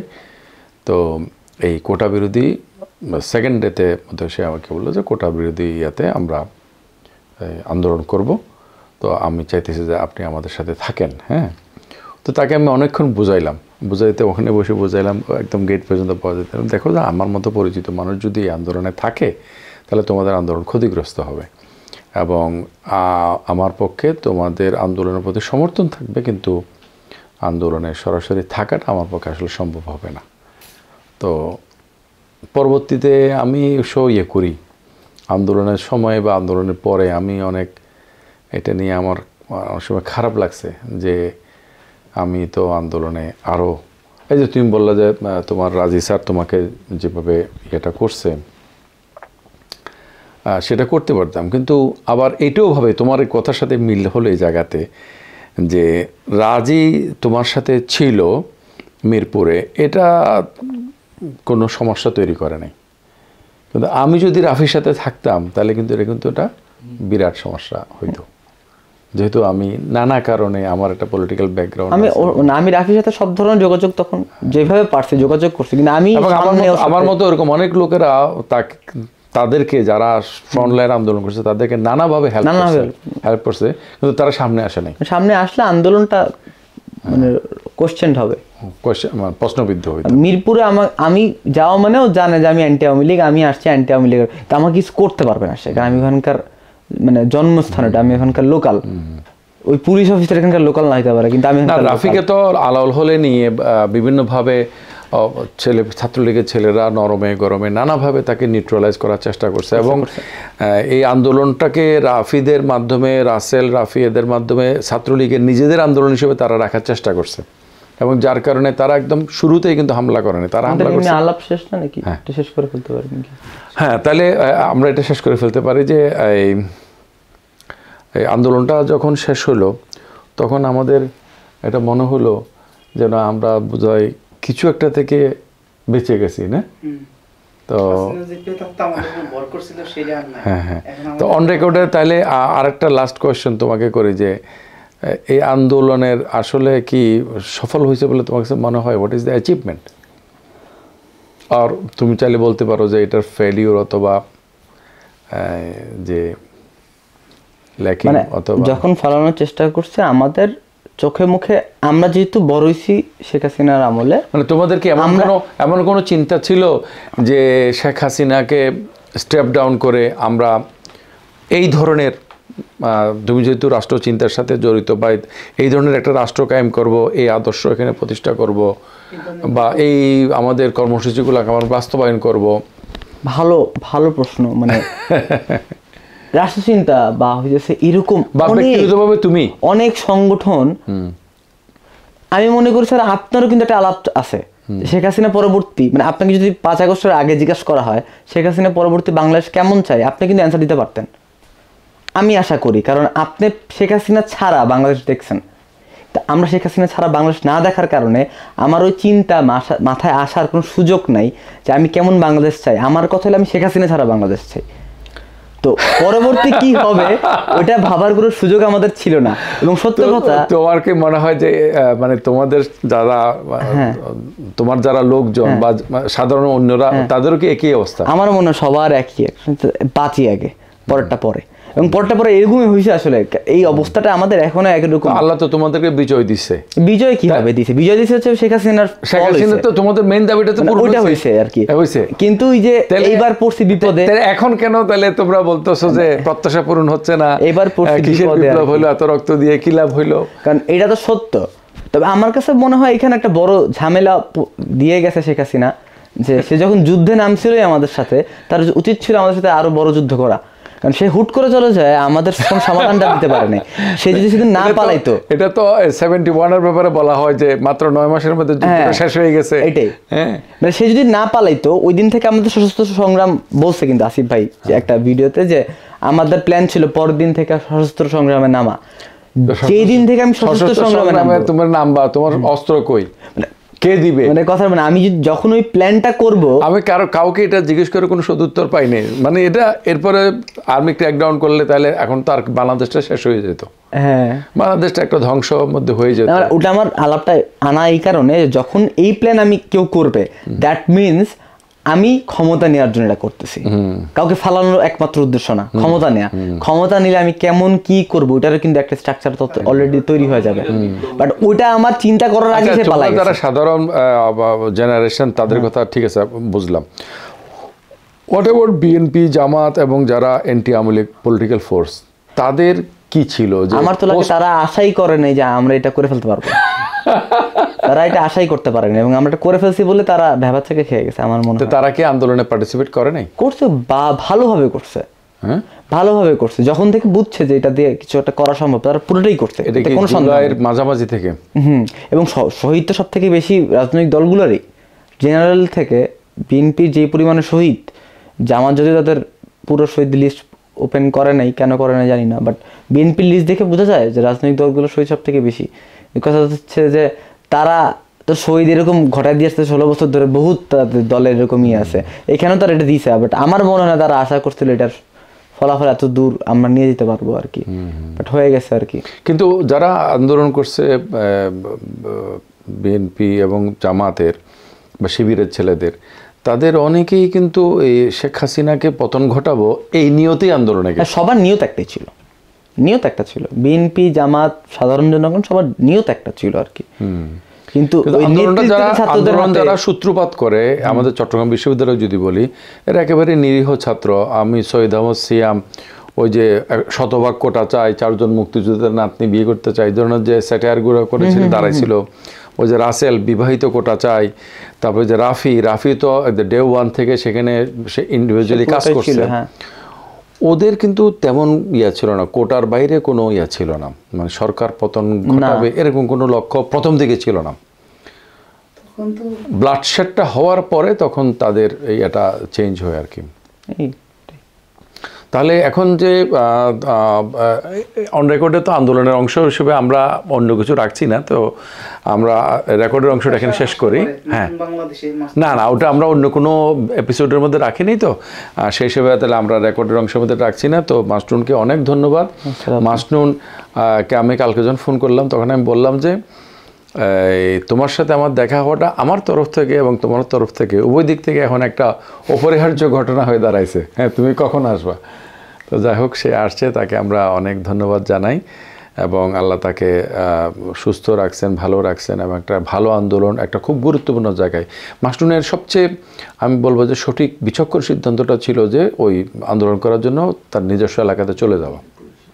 সেটা এটা যদি গ্রামগঞ্জ হতো তাহলে হয়তো আমি এখানে থেকে যেতাম, কিন্তু যেহেতু ঢাকা, তোমার গ্রামে যেমন আমাদের এখানকার বিশ্ববিদ্যালয় ক্যাম্পাসের ছেলেপেলেরা তো ক্যাম্পাসে আন্দোলন না করে শহরে গিয়ে করছে, এটাও একটা খুব ওয়াইস আমার তো প্রুডেন্ট ডিসিশন ছিল। শহর মেইন, তো আমি যখন দেখলাম যে আমার বাসা গ্রাম হইলে আমি হয়তো বা এইটাকে জরুরি মনে করতাম, চট্টগ্রাম শহরটা গুরুত্বপূর্ণ, কিন্তু আমার বাসা যেহেতু আরেক শহরে যেটা আরো বেশি গুরুত্বপূর্ণ, আমি মনে করলাম ওই জায়গাটা আন্দোলন করতে এবং এই টোটাল আন্দোলনের প্রেক্ষাপটে আমরা যদি দেখি ছোট ছোট যেসব ঘটনাগুলো অনেক বেশি ভূমিকা রাখছে, তার মধ্যে মাসনুনের গুম হওয়া এর বিষয়টা, মানে এটা কেমন যেন একটা আলোড়ন তুলছিল এবং আন্দোলনে এটা একটা বিশাল ভাইব দিয়েছিল আর কি। তো সেই মাসনুনকে আমরা হাতে পেয়েছি এবং সে বৈষম্য বিরোধী ছাত্র আন্দোলনে এখন একটা মুখপাত্র হয়েছে, খুব ভালো। কিন্তু আমরা এটাই বুঝলাম যে আসলে আমাদের দিশেহারা পরিস্থিতিতে আমরা সবাই চেয়েছি যে এই স্বৈরাচার থেকে মুক্তির পরে আমরা দেশটাকে কীভাবে গড়ব, সেই আলাপটা কিন্তু আমাদের মধ্যে হওয়া বা ঐক্যমত তৈরি হওয়া সেটা বোধহয় হয় নাই। তো এখন তাহলে কি এটা মানে এটার সময় আসছে? তো তুমি আশাবাদী যে একটা জাতীয়? আমি তো মানুষ হিসেবে আশাবাদী মানুষ, এখন দেখতেছি না যে কিছু হচ্ছে, বাট আমি এখনো আশা রাখি। মানুষ হিসেবে আশাবাদী, কিন্তু কার্যক্রমে আশাবাদী না। যা দেখতেছি হচ্ছে না আর কি, বাট আমি এখনো আশা রাখি যে আমি আশাবাদী। হ্যাঁ, আমি আশাবাদী যে আমি এখনো আশাবাদী যে হবে। আমি আশাবাদী যে ভবিষ্যতে যে যারাই ক্ষমতায় আসুক, বর্তমানে যারা আছে এরপরে যারা আসবে, কেউ কিন্তু মানে হাসিনাগিরি করতে পারবে না, সম্ভাবনা নাই, আমরা হতে দিব না। চুরি দুর্নীতি এগুলো আমাদের বাঙালিদের সমাজে হবে, কিন্তু একেবারে সাগর চুরি যেভাবে হয়েছে সেগুলো বোধহয় আর হবে না। সেই হিসেবে ওটা আমরা হইতেও দিব না, যেহেতু আমরা এখনো তাজা রক্ত আছি আর কি। কিন্তু এখানে একটা সবচেয়ে বড় আশঙ্কার জায়গাটা হচ্ছে, সেটা হচ্ছে যারা কোনো একটা বিপ্লব করে, যুদ্ধ জয় করে, বিপ্লবের পরে ওই বিপ্লবীদেরকে এবং যুদ্ধ জয়ের পরে ওই যুদ্ধজয়ী সৈনিকদেরকে তাদেরকে সসম্মানে সকল সুবিধা দিয়ে তাদেরকে অবসরে পাঠানো হয়। সেটা যদি না হয় তখন তারা কিন্তু ইনফাইটিং শুরু করে। এটা 71 সালে পরে হয়েছে, এটা এখনও হওয়ার কিন্তু একটা আশঙ্কা আছে। 71 সালে যেহেতু অস্ত্র ব্যবহার হয়েছে, সেখানে অস্ত্রের ঘটনাগুলো ছিল, বহু বছর পর্যন্ত কিলিং হয়েছে। এই জিয়া রহমানের হত্যাকাণ্ড পর্যন্ত এগুলো কিন্তু সব মানে 71-এর ওইখান থেকে চলে আসছে, এটা থামতে বহুত দেরি। এইখানে যেহেতু আন্দোলনকারীদের হাতে কোনো অস্ত্র ছিল না, অস্ত্রের কোনো ব্যবহার এখানে আর হয় না, প্রসঙ্গ নাই, কিন্তু পরস্পরের যে সংঘাতের যে ব্যাপারটা, হ্যাঁ, এটা আন্দোলনকারীরা পরস্পরের বিরুদ্ধে দাঁড়াচ্ছে, বিভিন্ন জন বিভিন্ন রাজনৈতিক পক্ষ গিয়ে পরস্পরকে মোকাবেলা করছে, এইটা আমাদের জন্য একটা খুব মানে এটা অনাকাঙ্ক্ষিত, কিন্তু এটা একটা অনিবার্য বাস্তবতা হয়তোবা। মানে এখানে আমার একটা ছোট্ট অ্যান্সার এটা দিয়ে শেষ করতে পারি, যেটা হচ্ছে যে আমি তো এখানে এসে পদত্যাগ করছিলাম বৈষম্য ছাত্র আন্দোলন থেকে। এখানকার যে যে তুমি পদত্যাগ করলা বা তুমি এটা কেন্দ্রীয় পোস্ট নিলা, মানে এখান থেকে পদত্যাগ করছিলাম বিভিন্ন কারণবশত, এখানকার বিভিন্ন অনাকাঙ্ক্ষিত যে ঘটনা ঘটছে, তা আমার কাছে মনে হচ্ছে এটার প্রয়োজন আর নাই, আন্দোলন শেষ, যেটা আপনি বলতেছিলেন যে এরপর আর থাকার দরকার নেই, ওই যে ওই চিন্তা সব না থাকাটাই ভালো। হ্যাঁ, তো বের হয়ে আসা, তো ওই শেষ বলবো এটা দিয়ে যে পরে আমাকে আবার ডাকা হয়েছে বিভিন্ন কারণে, যে কাজের লোকজন দরকার আসলে। আর যেহেতু ওই যে যেটা বললেন যে আলাপের বা চিন্তার ফারাকটা আছে যে কে আন্দোলনটা কোন কারণে করছে। আমাদের কিন্তু একটা সুদূর প্রসারী আলাপ ছিল, এবং যারা রাজনৈতিক দল ছিল, আমাকে যারা ইন্টারভিউ দিয়েছে তারা বলছে যে তাদের রাজনৈতিক দলের পক্ষ থেকে প্রতিনিধি হিসেবে তারা আসলে কাজ করেছে, কৌশলগতভাবে হয়তো পরিচয়টা প্রকাশ করে নাই। তো আমাদের যদি একটা বয়ান ছিল, তো ওই জায়গা থেকে আমার কাছে তখন মনে হয় যে ঠিক আছে আমার হয়তো আবার যাওয়া উচিত, এই কারণে যে এই যেই মানুষটা আমার ভাই শহীদ শাকিল, সে ছাত্র ফেডারেশন এর সাথে ওইদিকে ছিল, মিরপুরে শহীদ হয়েছে, আমি ছিলাম ওই জায়গাটাতে। কতটুকু কাছে ছিলাম? ভালো কাছে ছিলাম আর কি। তো তো ওর আহত হওয়াটা তুমি দেখেছো? হ্যাঁ, তো যে মারা গেছে, তো আমি ভাইবে দেখলাম যে সে কি গুলিবিদ্ধ হয়েছিল? হ্যাঁ, ভাইবে দেখলাম যে আমি তো ঠিক আছি, ডিবিতে গেছি ঠিক আছে, বাট ওইখান থেকে তো ফেরত আসতে পারছি। তো আমি এখন আমাকে যে ডাকা হইলো, আমি প্রথমে নাই বলছি আর কি, যা দরকার নেই, যা গেছে গেছে, শেখ হাসিনা পালাই গেছে, আর কি লাগে, পড়াশোনা করে বিদেশ যাবো। তো আমি পরে ভাবলাম যে আর এমনি অনলাইনে কিন্তু আমি অ্যাক্টিভিজম করতেছি, আমি যেভাবে করা যায় ওটা করলেই তো হচ্ছে, এটাই আমি সবসময় করছি, আমাকে তো ফিল্ডেই করতে হবে এমন তো এটা করার লোক আছে। তারপরে আমি ভাবলাম যে যে ছেলেটা মারা গেছে ওর তো আসলে কিছু করার নাই, বাট ওর তো একটা আশা আকাঙ্ক্ষা ছিল, রক্তের ঋণ বলে একটা কথা আছে না, রক্তের ঋণটা কারো শোধ করা দরকার, মিটানো দরকার। আমার কাছে মনে হলো যে তবে আমি যে একটু ওকে বললাম যে আইডিয়ালি তাদের অবসরে যাওয়া উচিত, কিন্তু এখানে সিচুয়েশনগুলো যেভাবে চলছে এখন আজকের দিন পর্যন্ত, এখানে কিন্তু এদের অবসরে যাওয়ার তো সুযোগ নাই। এই যে ছাত্রলীগের ছেলেরা যে এখানে রেলগেটে থেকে এসে বিশ্ববিদ্যালয়ে হামলা করলো, তখন সবাই মিলে তাদেরকে প্রতিরোধ করলো, অবসরে কেমনে যাবে, মানে ভাবে না, যার কারণে ছাত্রলীগকে এখানে সারা দেশে নিষিদ্ধ ঘোষণা করা হলো। হ্যাঁ, তো রাফির উপর তো একটা হামলা হইলো, হাসনাত ভাইদের গাড়িতে হামলা হইলো, আমার ফোনে প্রত্যেক দিন মিনিমাম 2 কি 3টা ছাত্রলীগের বিভিন্ন অ্যাকাউন্ট থেকে হুমকি আসতেছে। তো সে আজকে না হোক কালকে 20 বছর পর আমার পরিবারের কাউকে না কাউ কিছু করবে, আমার কিছু করে ফেলবে। তো ওইটা একটা জিনিস যখন ভাবলাম আমার একটা হবে, আর এটা হচ্ছে যার শেষ হয়ে গেছে, এই দুইটার দায় আমাকে যখন নিতেই হবে, তাহলে আমি ভালো মতো নেই। আমি যখন একটা জিনিস ধরছি, এটা আমি অর্ধেকে রেখে দেওয়াটা ঠিক না, আসলে যতটুকু করতে পারি চেষ্টা দেখি আর কি, না পারলে একদম ছেড়ে দিব আর কি। তো ইয়াতে এই আমাকে রাফি জিজ্ঞেস করছিল, এটা রেকর্ডে না, আমরা খাচ্ছিলাম ডাইনিং টেবিলে, বলে স্যার আমার ব্যাপারে আপনার একটা পরামর্শ দেন যে কি করতে পারি। তো তুমি জিজ্ঞেস না করলো আমি সেটা হচ্ছে যে পরিস্থিতি তো খুবই কেওটিক, এবং তোমাদেরকে যে দায়িত্ব পালন করতে হচ্ছে সেটা তোমাদের বয়স পজিশনের সাথে কোনোভাবেই সঙ্গতিপূর্ণ নয়, কিন্তু ন্যাশনাল ক্রাইসিসের কারণে তোমাদেরকে করতে হয়েছে এবং এখনও হচ্ছে, এবং ভবিষ্যতে আরও কিছু করতে হবে। তো আমরা যারা ওল্ড জেনারেশন আছি, আমাদের পক্ষ থেকে তোমাদের প্রতি সাজেশন এবং এক্সপেকটেশন হলো যে একটা কথা, যে নিজের বিবেক বুদ্ধি অনুসারে সবসময় চলা। তো আমার ওই ফার্সি ডিপার্টমেন্ট যখন নিচে এই পাশে ছিল, তখন আমার রুমের সামনে তাদের অফিস ছিল।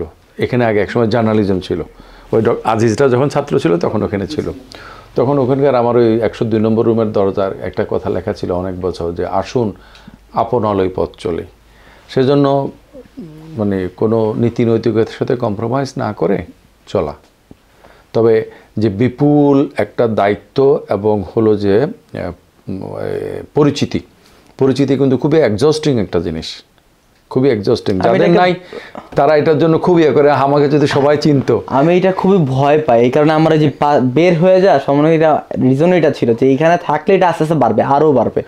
এটা আমি খুব ভয় পাই। আমার একটা পার্সোনাল লাইফের যে বিষয়টা, আমি ক্যাম্পাসে ঘুরে ফিরে যেতে পারবো যখন তখন, এইটা তো রাফি পাচ্ছে না, রাফির কিন্তু কষ্টের কথা তো বলে না, কিন্তু কষ্ট একটা কষ্ট, এটাকে একটা ভালো লাগে যে সবাই দোয়া করে। তবে রাফির মধ্যেও আমি এটা দেখলাম, তোমার মতো দেখলাম, আরো অনেকের মধ্যে দেখছি যে মানে একটা তাদের একটা মনোবল কিন্তু খুব শক্ত। হ্যাঁ, মনোবল শক্ত, যে আমরা চাই যে তোমরা নিজের বিবেক বুদ্ধি নীতি অনুসারে যেটা করো সেটাই, এবং এমন নয় যে সবাই একসাথে থাকলেই কল্যাণ হবে, সেটা না, বরঞ্চ এক একজন এক একভাবে দেশের জন্য ভালো করবে, এটা শেষ পর্যন্ত ইন দ্য লং রান আমাদের জন্য ভালো হবে। এটাকে সবাই একসাথে থাকুক সেটা চাই না, কিন্তু আমিও ক্যাম্পাসেও চাই, দেশের মধ্যেও চাই যে আওয়ামী লীগ যেটা করে গেছে এই কাজগুলো আর না হোক। যাই চলুক, সেটা যে কোনো কিছু চলতে পারে, কিন্তু এই যে একচ্ছত্র আধিপত্য এই জিনিসটা যাতে না হোক আর কি। Thank you very much. আসসালামু আলাইকুম।